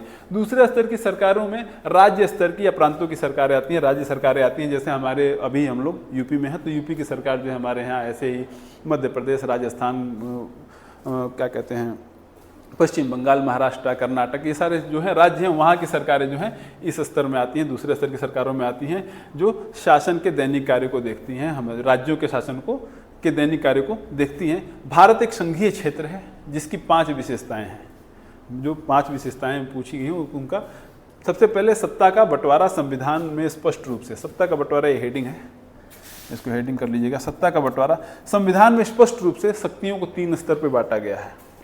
केंद्र या संघ सूची, राज्य सूची तथा समवर्ती सूची। जैसा हम लोग पीछे भी डिस्कस कर चुके हैं, इसी वीडियो में आप देखेंगे कि 3 स्तर पे मैंने बताया था कि बांटा गया है, संघ सूची, राज्य सूची तथा समवर्ती सूची। संघ सूची या केंद्र सूची में वो विषय हैं जिन पे कानून बनाने का अधिकार केवल केंद्र को है, राज्य सूची में कानून बनाने का अधिकार राज्य को। समवर्ती सूची में ऐसे विषय आते हैं जिनके विषय में जो विषय संविधान बनने के समय पूरे ठीक से थे नहीं, लेकिन धीरे धीरे जब डेवलप होते जाते हैं तो उनको समवर्ती सूची में डाला जाता है। जैसे मान लीजिए जब देश आज़ाद हुआ था, जब संविधान बना था, तो उस समय स्पेस टेक्नोलॉजी भी हमारे देश में नहीं थी, या AI जैसी चीज़ें उस समय नहीं आई थी। तो अब मान लीजिए अब आ गई, अब इन पे भी कानून बनाना है, तो वो चीज़ को समवर्ती सूची में डाल दिया जाता है। इन पे कानून बनाने का अधिकार भी सेंट्रल गवर्नमेंट यानी कि केंद्र सरकार को ही होता है। तो सत्ता का जो है बंटवारा 3 उसमें है, हमारे संविधान में इसके लिए स्पष्ट रूप से प्रावधान किया गया है। शासन की 3 स्तरीय व्यवस्था, अब शक्तियों का तो विभाजन हुआ है 3 तरह से, शासन की भी 3 स्तरीय व्यवस्था है। जैसे केंद्र स्तर पर केंद्र सरकार होती है, राज्य स्तर पर राज्य सरकार होती है, और अगर आप लोकल स्तर पर, स्थानीय स्तर पर देखेंगे तो गांव में ग्राम प्रधान होते हैं, जिसे ग्राम पंचायत कहते हैं। अगर आप देखेंगे किसी आप कस्बे में रहते हैं, नगर पंचायत, या फिर जिला पंचायत, फिर अगर और महानगरों में रहते हैं तो नगर निगम होते हैं। तो इस तरह से स्थानीय स्तर पे 3 स्तर पे जो है हमारे यहाँ शासन की व्यवस्था है। संघीय व्यवस्था के अंतर्गत अलग अलग स्तर की सरकारें एक ही स्तर के नागरिकों पर शासन करती हैं। जैसे कि मान लीजिए चाहे केंद्र सरकार है, वो भी हम पे ही शासन कर रही है, राज्य सरकार है, वो भी हम पे ही शासन कर रही है, और जो हमारे अगर आप किसी गांव से बिलोंग करते हैं, किसी गांव के रहने वाले, तो आपके गांव के जो सरकार या गांव के जो प्रधान हैं वो भी आप पे ही शासन कर रहे हैं। तो एक ही इंसान के ऊपर 3 जगहों से शासन चल रहा है। तो एक ही स्तर के नागरिकों पे 3 स्तर की अलग अलग स्तर की सरकारें शासन करती हैं। इस प्रकार शासन के 3 स्वरूप होते हैं, केंद्र सरकार, राज्य सरकार तथा स्थानीय सरकार। स्थानीय सरकार में वही ग्राम पंचायत, नगर पंचायत, जिला परिषद और नगर निगम जैसी चीज़ें आती हैं। असमान अधिकारों का वितरण, अब जो अलग अलग लेवल की सरकारें हैं, अलग अलग स्तर की जो सरकारें हैं, इन सभी सरकारों के पास जो शक्तियां हैं वो अलग अलग हैं। ऐसा नहीं है कि सबके पास बराबर शक्तियां हैं। केंद्र सरकार के पास थोड़ी ज़्यादा शक्ति होती है, राज्य सरकार के पास थोड़ी कम शक्ति होती है, और स्थानीय सरकार के पास बहुत कम शक्ति होती है। कह रहे हैं सभी प्रशासनिक इकाइयों को समान अधिकार प्राप्त नहीं होते हैं। संघीय व्यवस्था में सभी को साथ लेकर चलना होता है। साथ लेकर चलने का कॉन्सेप्ट है, लेकिन सभी साथी इकाइयों को बराबर का अधिकार नहीं होता है। सबको एक बराबर का अधिकार नहीं दिया जाता है, दिया भी नहीं जा सकता, क्योंकि केंद्र सरकार जितनी शक्ति अगर स्थानीय सरकार को दे देंगे तो वहाँ पर शोषण बढ़ सकता है।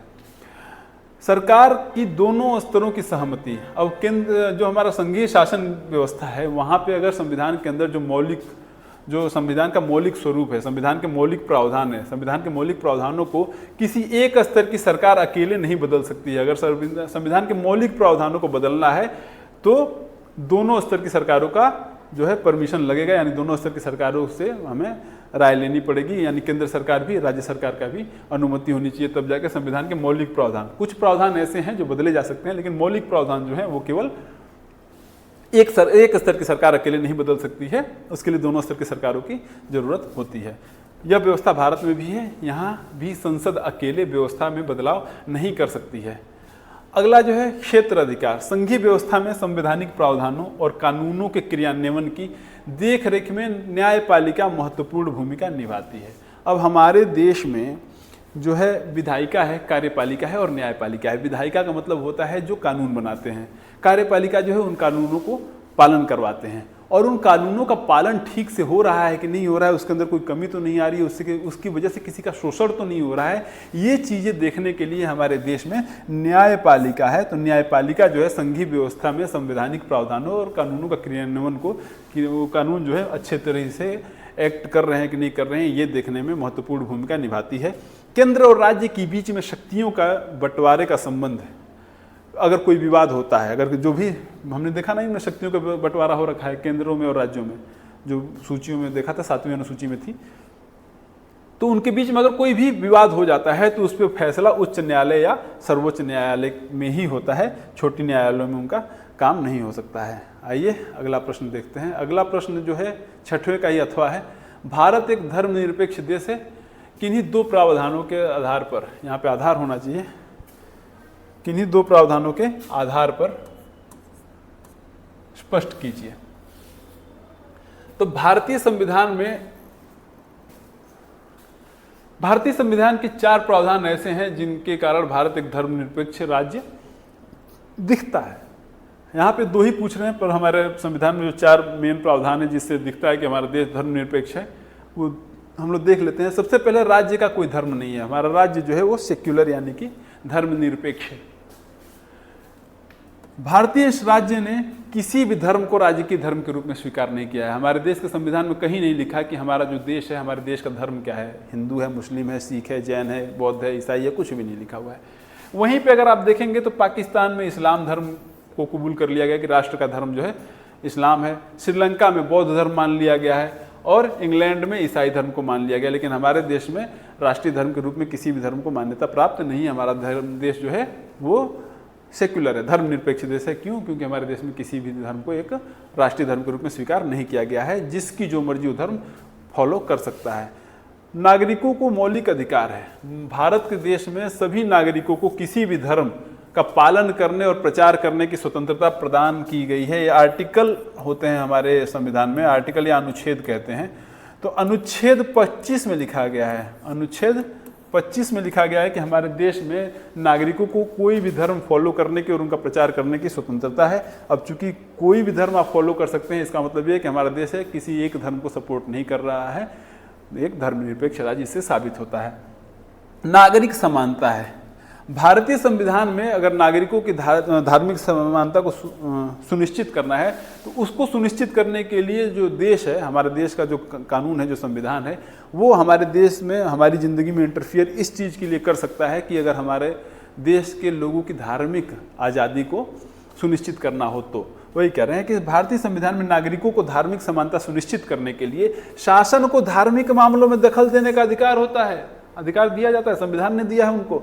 जैसे समाज में छुआछूत की अनुमति नहीं है, अनटचेबिलिटी थी, छुआछूत था हमारे देश में, तो छुआछूत की अनुमति नहीं है। आर्टिकल 17 के तहत, अनुच्छेद 17 के तहत छुआछूत को हमारे देश में से एबॉलिश कर दिया गया है, विधि विरुद्ध, कानून के विरुद्ध घोषित कर दिया गया है। अगर किसी भी सरकारी, किसी भी सार्वजनिक स्थान पे किसी भी जाति के इंसान के साथ छुआछूत होता है तो वो कानून के विरुद्ध है, उसके लिए वो इंसान केस करके कानून के अपने कानूनी सहायता ले सकता है।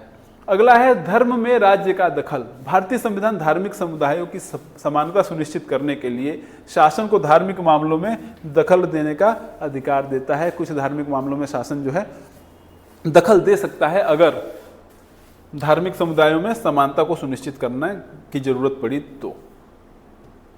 अगला है आर्थिक क्षेत्रों से। हमारा अगला प्रश्न है आर्थिक क्षेत्रों से क्या तात्पर्य है, तृतीय क्षेत्र की विवेचना कीजिए। अब आर्थिक क्षेत्र जो होते हैं, आर्थिक जो कार्य होते हैं, आर्थिक कार्यों से मतलब है ऐसे कोई भी कार्य जिनसे कुछ मॉनिटरी यानी कुछ पैसे का फायदा हो, जिससे कुछ कमाया जाता हो, ऐसे आर्थिक क्षेत्र होते हैं। इनको आर्थिक क्षेत्र कहते हैं। तो आर्थिक क्षेत्र जो होते हैं, हम अपने आसपास के लोगों को विभिन्न आर्थिक गतिविधियों में कार्यरत देखते हैं। इनमें से कुछ गतिविधियां आवश्यक वस्तुओं का उत्पादन करती हैं। अगर हम आप देखेंगे आसपास तो बहुत सारे काम हो रहे हैं जिसमें से अलग अलग तरह की आर्थिक गतिविधियां हैं, जिससे बहुत अलग अलग तरह के काम हैं, जिससे अलग अलग तरीके के लोग काम करके पैसा कमाते हैं। उनमें कुछ में आवश्यक वस्तुओं का उत्पादन होता है, कुछ लोग सेवाएं प्रदान करते हैं। जैसे मान लीजिए कि उत्पादन के मामले में कहेंगे, मान लीजिए कोई कपड़ा बनाने वाली कंपनी है, कोई बॉटल बनाने वाली कंपनी है, कोई इलेक्ट्रॉनिक आइटम बनाने वाली कंपनी है, तो चीज़ों का उत्पादन कर रहे हैं। कुछ लोग सेवाएं प्रदान कर रहे हैं, जैसे मान लीजिए कि कोई गाड़ी की सर्विस देने वाले लोग हैं, डाक की सर्विस है, बैंक की सर्विस है, आपको टेलीकॉम, जो आपको फ़ोन चलाते हैं वो टेलीकॉम जो है टेलीकॉम इंडस्ट्री है, वो आपको सर्विसेज प्रोवाइड कर रहे हैं, तो ये सेवाएं देने वाली कंपनियां हो गई। गतिविधियों को कुछ महत्वपूर्ण मानदंडों के अनुसार विभिन्न समूहों में वर्गीकृत किया गया। तो जो भी इकोनॉमिक एक्टिविटी हैं, जो आर्थिक गतिविधियां हैं, उनको वो किस पे मतलब कहाँ से उनका मतलब ओरिजिन हो रहा है और वो क्या काम कर रही हैं, उनकी बेसिस पे, उनके आधार पे हम लोग अलग अलग ग्रुप में, अलग अलग समूह में वर्गीकृत कर सकते हैं। इन समूहों को क्षेत्रक के रूप में जाना जाता है। आर्थिक गतिविधियों को अगर देखेंगे तो 3 अलग अलग तरीकों से वर्गीकृत किया जा सकता है। उसमें 3 क्षेत्र जो आते हैं, प्राथमिक क्षेत्र है, द्वितीयक क्षेत्र है और तृतीयक क्षेत्र है। प्राथमिक क्षेत्र के अंदर क्या आता है, प्राकृतिक संसाधनों का यूज करके, प्राकृतिक संसाधनों का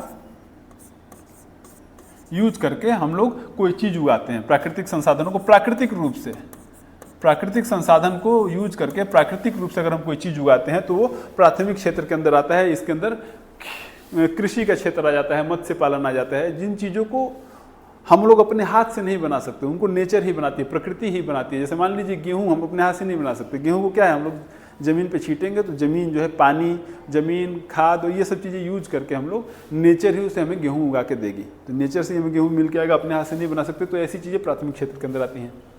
द्वितीय क्षेत्र के अंदर वो चीज़ें आती हैं जो प्राथमिक क्षेत्रों से उगी हुई चीज़ों को यूज करके कुछ नया प्रोडक्ट बनाती हैं। जैसे मान लीजिए गेहूं है, गेहूं को आपने लिया, उसको पीस के आटा बनाया और आटे से ब्रेड बना दिया, तो ब्रेड बनाना द्वितीय क्षेत्र के अंदर आएगा। इंडस्ट्रियल सेक्टर आते हैं, इसमें उद्योग आते हैं, ठीक है। तृतीय क्षेत्र के अंदर वो चीज़ें आती हैं जो इन प्राइमरी और सेकेंडरी सेक्टर्स को या प्राथमिक और द्वितीय क्षेत्रों को सेवाएं प्रदान करती हैं। जैसे वो ब्रेड जो बना था, उस ब्रेड को लेके कहीं जाना हो, लेके जाना तो ट्रांसपोर्ट लगेगा, तो ट्रांसपोर्ट जो है तृतीय क्षेत्र के अंदर आता है। उन प्राथमिक और द्वितीय क्षेत्रों के विकास के लिए जरूरी होता है। ये तो हमारा प्रश्न का एक पार्ट हो गया कि आर्थिक क्षेत्रों से क्या तात्पर्य है। तृतीय क्षेत्र की विशेषताओं की विवेचना करने की बात कर रहे हैं, आइए उस पार्ट को देखते हैं। तो तृतीय क्षेत्र जो होते हैं वो क्या होते हैं। तृतीय क्षेत्र वह क्षेत्र है जो सेवाओं का उत्पादन करता है, जो सर्विसेज प्रोवाइड करता है, सेवाएं प्रदान करता है। प्राथमिक और द्वितीय क्षेत्रों के विकास में सहायता करने वाली गतिविधियां होती हैं। इनसे तृतीय क्षेत्रों से प्राथमिक और द्वितीय क्षेत्रों के विकास में सहायता मिलती है। ये गतिविधियां प्राथमिक और द्वितीय क्षेत्र के विकास में सहायता करती हैं। ये स्वतः वस्तुओं का उत्पादन नहीं करती, इसमें अंदर प्रोडक्शन नहीं हो रहा है, लेकिन उत्पादन की प्रक्रिया में सहयोग मिल रहा है। जैसे परिवहन, चीज़ों को लेके आना जाना, भंडारण, कहीं स्टोरेज जो होता है वो, बैंकिंग, संचार मतलब वही दूरभाष संचार जो होता है, हम लोग जो फ़ोन पे बात करते हैं, बैंकिंग, ये सब तृतीय गतिविधियों के उदाहरण हैं। ये गतिविधियां वस्तुओं के अतिरिक्त सेवाओं का सृजन करती हैं, इसीलिए तृतीय क्षेत्र को सर्विस सेक्टर या सेवा क्षेत्र भी कहा जाता है। तो याद रखेंगे, अगर कभी पूछा जाए कि सेवा क्षेत्र किसे कहते हैं तो तृतीय क्षेत्र को कहते हैं। तृतीय क्षेत्र में कुछ आवश्यक सेवाएं शामिल हैं जो प्रत्यक्ष रूप से वस्तुओं के उत्पादन में सहायता नहीं करती, जैसे डॉक्टर, वकील, शिक्षक और सूचना प्रौद्योगिकी, इंफॉर्मेशन टेक्नोलॉजी, सॉफ्टवेयर का उद्योग, इंटरनेट कैफे, ये सब चीज़ें क्या है, टर्शियरी यानी कि तृतीय क्षेत्र में आती है। एटीएम बूथ आ गया, बिजनेस प्रोसेस आउटसोर्सिंग जिसे बीपीओ कहते हैं, इसमें भी कॉल सेंटर जैसे काम होते हैं। ज्ञान प्रक्रिया आउटसोर्सिंग जिसे कि केपीओ कहते हैं, नॉलेज प्रोसेस आउटसोर्सिंग, और कॉल सेंटर, ये सारी चीज़ें क्या होती हैं, टर्शियरी सेक्टर के अंदर आती हैं। आइए हम लोग आगे बढ़ते हैं।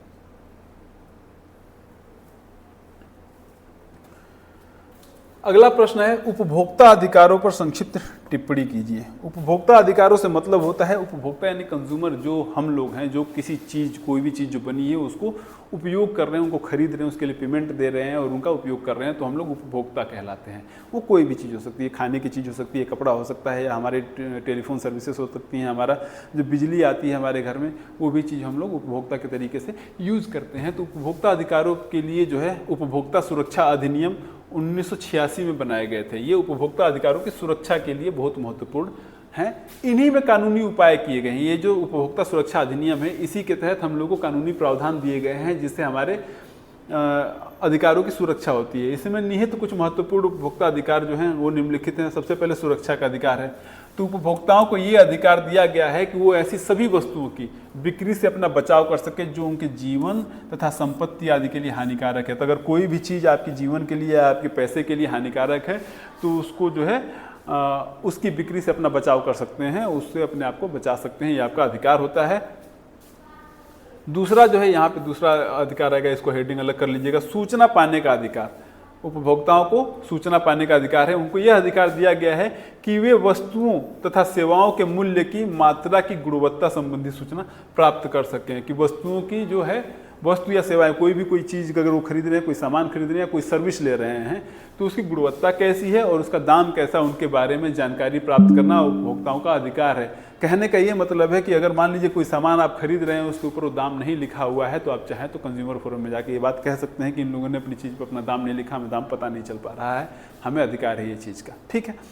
चुनने का अधिकार। उपभोक्ताओं को यह भी अधिकार है कि वो वस्तुओं तथा सेवाओं की गुणवत्ता तथा उचित मूल्य की जानकारी रखें, और यदि एक ही विक्रेता है, केवल एक ही सेलर है, तो उपभोक्ता को पूर्ण अधिकार है कि वह अपनी इच्छा अनुसार ठीक मूल्य पर सही वस्तु का चुनाव कर सके। अगर केवल एक ही है यानी मोनोपोली है किसी चीज़ को लेके, तो उपभोक्ता को अधिकार है कि वो अपनी आवश्यकता के अनुसार, अपनी इच्छा अनुसार सही मूल्य पर सही वस्तु का चुनाव कर ले। उसके अलावा सुनवाई का अधिकार है। उपभोक्ता को है अगर उसको कोई समस्या आ रही है, तो उपभोक्ता को यह अधिकार है कि उसके हितों से जुड़ी विभिन्न संस्थाएं उसे यह आश्वासन दें कि उसकी समस्याओं पर पूरा ध्यान दिया जाएगा। उसको अगर कोई भी समस्या आ रही है तो उस पर ध्यान दिया जाएगा, इसका आश्वासन का अधिकार होता है, उसको सुनवाई का अधिकार होता है। उसके अलावा शिकायतें निपटाने का अधिकार। प्रत्येक उपभोक्ता को यह अधिकार प्रदान किया गया है कि जब वह उत्पादकों द्वारा शोषित हो, अगर कोई उत्पादक जो सर्विसेज प्रोवाइड करने वाले लोग हैं या सर्विसेज को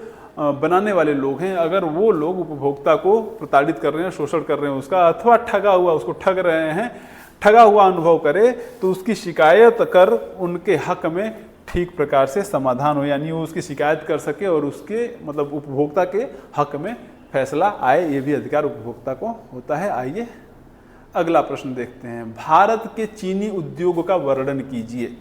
अब भारत का जो चीनी उद्योग है ये दुनिया में सेकंड नंबर पे है। पहले नंबर पे कौन है चीनी उद्योग के मामले में, यानी चीनी उगाने में फर्स्ट पे कौन है? फर्स्ट पे है ब्राज़ील। ब्राज़ील साउथ अमेरिका का एक देश है ब्राज़ील, ये दुनिया में पहले नंबर पे आता है चीनी उगाने के मामले में। तो ब्राज़ील पहले पे है। भारत का चीनी उत्पादन में विश्व में दूसरा स्थान पे है। गुड़ और खंडसारी, खंडसारी जो होती है नॉन रिफाइंड शुगर को कहते हैं, जिसे कुछ लोग मावा भी बोलते हैं, तो खंडसारी जो होती है उसके उत्पादन में प्रथम स्थान पे, यानी गुड़ और खंडसारी मावा उगाने में हम लोग मतलब बनाने में हम लोग पहले नंबर पे आते हैं। इस उद्योग में प्रयुक्त कच्चा माल जो होता है वो गन्ना होता है, जिसकी ढुलाई में सुक्रोज की मात्रा घट जाती है। सुक्रोज नाम का एक शुगर होता है जो चीनी का ही एक प्रकार है जो गन्ने में पाया जाता है, तो ढुलाई में वो धीरे धीरे कम होता जाता है। अधिकांश जो चीनी मिलें हैं उत्तर प्रदेश में है, बिहार में है, महाराष्ट्र में है, तमिलनाडु में है, आंध्र प्रदेश, कर्नाटक, गुजरात में है, पंजाब, हरियाणा तथा मध्य प्रदेश में है। ऑलमोस्ट जो उत्तर भारत का जो रीजन है और उत्तर भारत और थोड़ा बहुत दक्कन वाला जो रीजन है उधर की तरफ ज़्यादा ये फैली हुई हैं। चीनी मिलों का 60% उत्तर प्रदेश तथा बिहार में है, यानी सबसे ज़्यादा जो है चीनी मिलें उत्तर प्रदेश और बिहार में है। यह उद्योग मौसमी होने के कारण सहकारी क्षेत्र के लिए उपयुक्त होता है। चूँकि ये मौसमी उद्योग है तो सहकारी क्षेत्र वो क्षेत्र होते हैं जिसके अंदर बहुत सारे लोग मिल के, समाज के लोग अपने सामाजिक, आर्थिक और सांस्कृतिक विचारों के आधार पे किसी उद्योग का जो है मैनेजमेंट करते हैं, तो उनको हम लोग सहकारी क्षेत्र कहते हैं। तो सहकारी क्षेत्रों के लिए उपयुक्त होता है क्योंकि ये मौसमी उद्योग होता है। वहाँ पे लोग और भी काम कर सकते हैं और जब मौसम आता है तो अपना गन्ना उद्योग के लिए अपना काम करना शुरू कर देते हैं।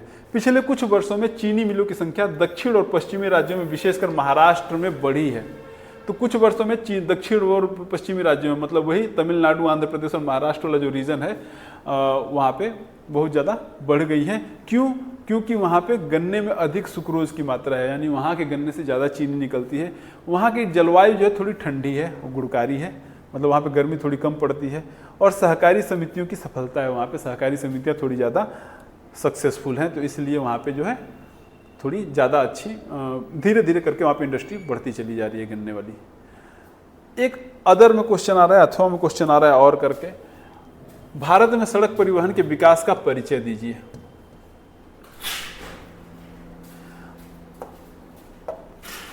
भारत में सड़क परिवहन जो है, भारत विश्व के उन देशों में से शामिल है जहाँ पे सड़कें बहुत ज़्यादा हैं। सड़कें सबसे ज़्यादा सड़कों के मामलों में है, सड़कों के सर्वाधिक जाल के मामलों में भारत जो है अग्रणी देशों में आता है, मतलब टॉप कंट्रीज में आता है।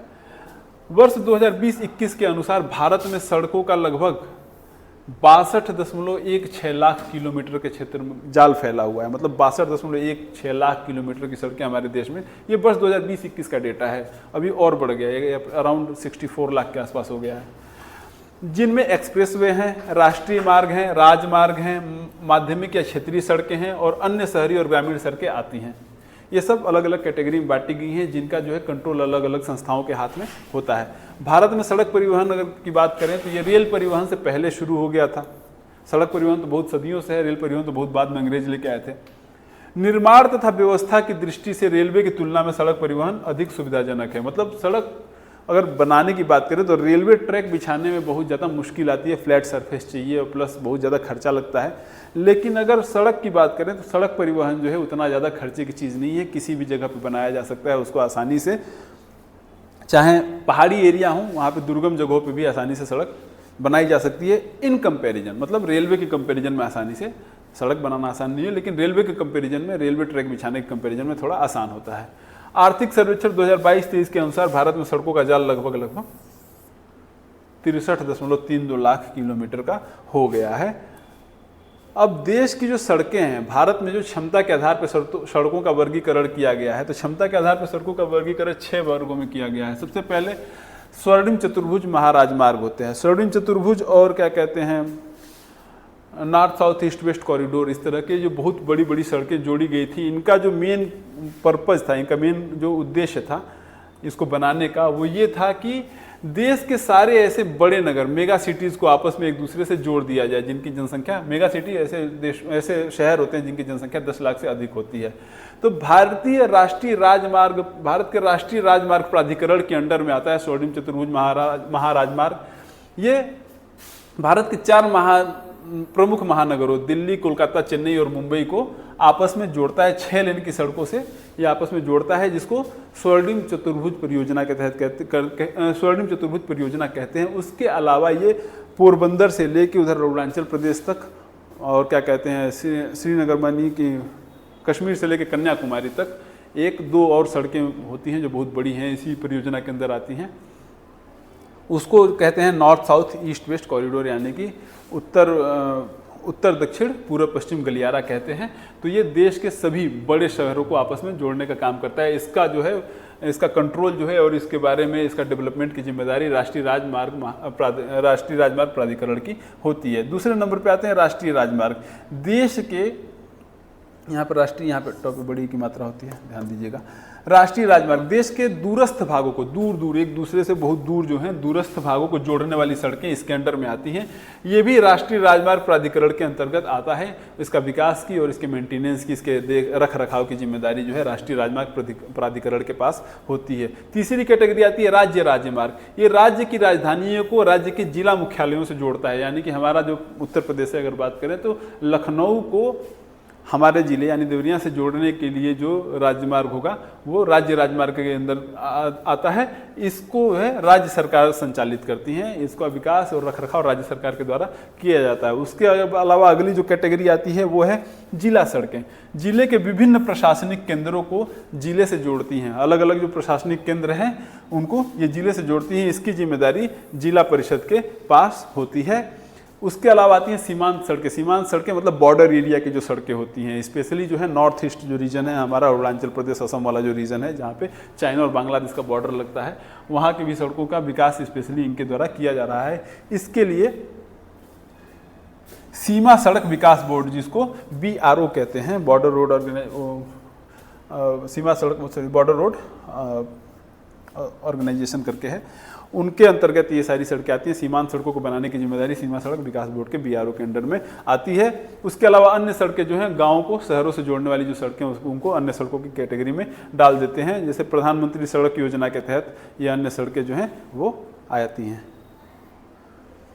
अब अगला प्रश्न जो है मानचित्र संबंधी प्रश्न आ गए हैं हमारे पास, हम लोग अपने वीडियो के आखिरी पड़ाव में आ गए हैं। अगला प्रश्न जो है हमारा मानचित्र से संबंधित है। कह रहा है, सबसे पहला चीज जो पूछ रहा है, हमें मानचित्र में दर्शाना है, भारत के दिए गए मानचित्र में चीज़ों को दर्शाना है। पहली चीज पूछ रहा है वह स्थान जहाँ पर वर्ष 1927 में भारतीय राष्ट्रीय कांग्रेस का अधिवेशन हुआ था।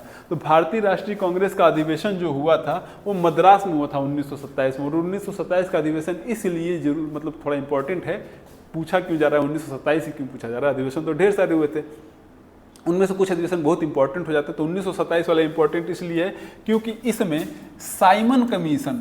साइमन कमीशन के विरोध का प्रस्ताव पारित हुआ था। साइमन कमीशन के विरोध का प्रस्ताव पारित होता है इसके अंदर, इसीलिए 27 वाला जो है इंपॉर्टेंट हो जाता है, चेन्नई में होता है। तो इसको अगर हम आप दिखाना चाहें तो आइए यहाँ पे दिखाते हैं। ये हमारा प्यारा भारत है। भारत में जो है सबसे पहले जो हमारा क्या कहते हैं 27 वाला जो अधिवेशन हुआ था राष्ट्रीय कांग्रेस का, यहाँ पे दिख रहा है मद्रास चेन्नई में हुआ था।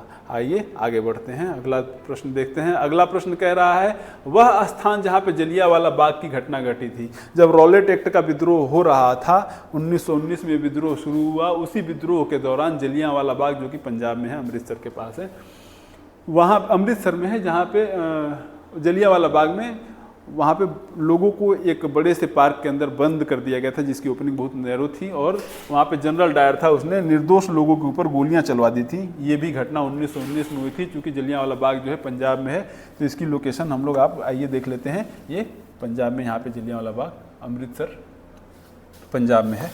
यहाँ पे आप देखेंगे, यहाँ दिख रहा है अमृतसर पंजाब। आइए अगला प्रश्न देखते हैं। अगला प्रश्न है वह स्थान जहां असहयोग आंदोलन का कार्यक्रम स्वीकार किया गया था। असहयोग आंदोलन का कार्यक्रम जो है वो स्वीकार किया गया था महाराष्ट्र के नागपुर नामक स्थान पे। असहयोग आंदोलन महाराष्ट्र के नागपुर में स्वीकार किया गया था। इसकी लोकेशन आप मैप पे देखेंगे तो महाराष्ट्र में, यहाँ देखिए ये जगह है, ये नागपुर है, यहाँ पे असहयोग आंदोलन का कार्यक्रम स्वीकार किया गया था। अगला प्रश्न हम देखेंगे। अगला प्रश्न कह रहा है वह स्थान जहाँ पे चौरी चौरा का कांड हुआ था। तो असहयोग आंदोलन जो था 1920 में शुरू हुआ था और असहयोग आंदोलन अगले 2 सालों तक चलता रहा। लेकिन उसी दौरान 1922 में क्या होता है कि चौरी चौरा यहीं गोरखपुर जिले के अंदर है, तो चौरी चौरा में एक शांति से प्रदर्शन करती हुई भीड़ जा रही थी, उसके ऊपर सैनिकों ने गोली चला दी। गोली चला के वो लोग, जब भीड़ बेकाबू होने लगी तो लोग भाग के चौरी चौरा के थाने में छुप गए। भीड़ ने उस पूरे थाने में आग लगा दी और उसमें 22 पुलिस वाले मारे गए थे। तो चौरी चौरा यहीं गोरखपुर उत्तर प्रदेश में है। तो चौरी चौरा कांड की जो स्थान है, आइए हम आप लोग देख लेते हैं, एक बार मैप में लोकेट कर लेते हैं।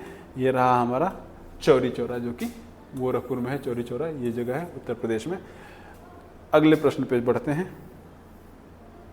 वह स्थान जहां नील की खेती करने वाले किसानों का आंदोलन हुआ था। अभी पीछे हम डिस्कस कर चुके हैं कि चंपारण में नील की खेती के लिए गांधी जी ने आंदोलन किया था। 1917 में आंदोलन हुआ था।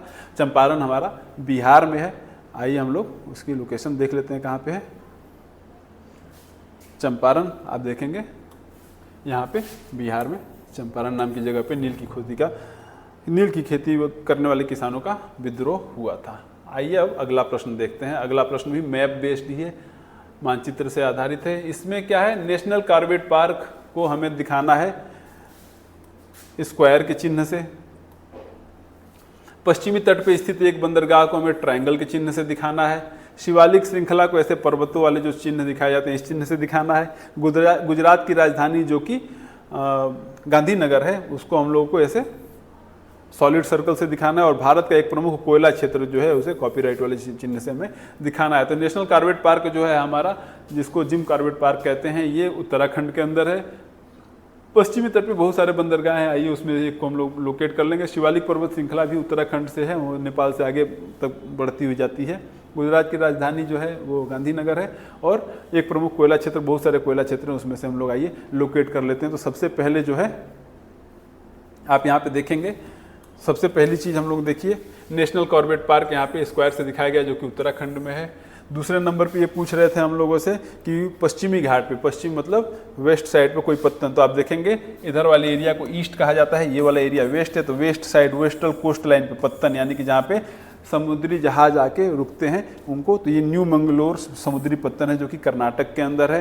तीसरी जो चीज़ ये पूछ रहे थे, वो पूछ रहे थे शिवालिक श्रेणी को ऐसे दिखाना था। यहाँ पे ये जो दिख रहा है, ये पूरी ब्लैक सी लाइन जा रही है, ये शिवालिक श्रेणी है, यहाँ से नेपाल में घुस रही है, नेपाल से होते हुए पूरी आप देखेंगे यहाँ पे सिक्किम होते हुए फिर पश्चिम बंगाल से होते हुए अरुणाचल प्रदेश तक चली जा रही है। अगला जो चीज़ें पूछ रहे थे, गुजरात की राजधानी पूछ रहे थे। गुजरात की राजधानी आप देखिए, गुजरात में गांधीनगर है, ये हमने दिखा दिया है मैप पे। गुजरात हमारा नक्शे में पश्चिमी क्षेत्र में आता है। उसके अलावा एक प्रमुख कोयला क्षेत्र पूछ रहे थे जो नवेली है, जो कि तमिलनाडु के अंदर है। तो यहाँ पे हमारे क्वेश्चन पेपर खत्म होता है। वो भी करना है, मतलब थैंक यू क्यों कुछ वैसे बोलना है, वो बंद हो गया है क्या?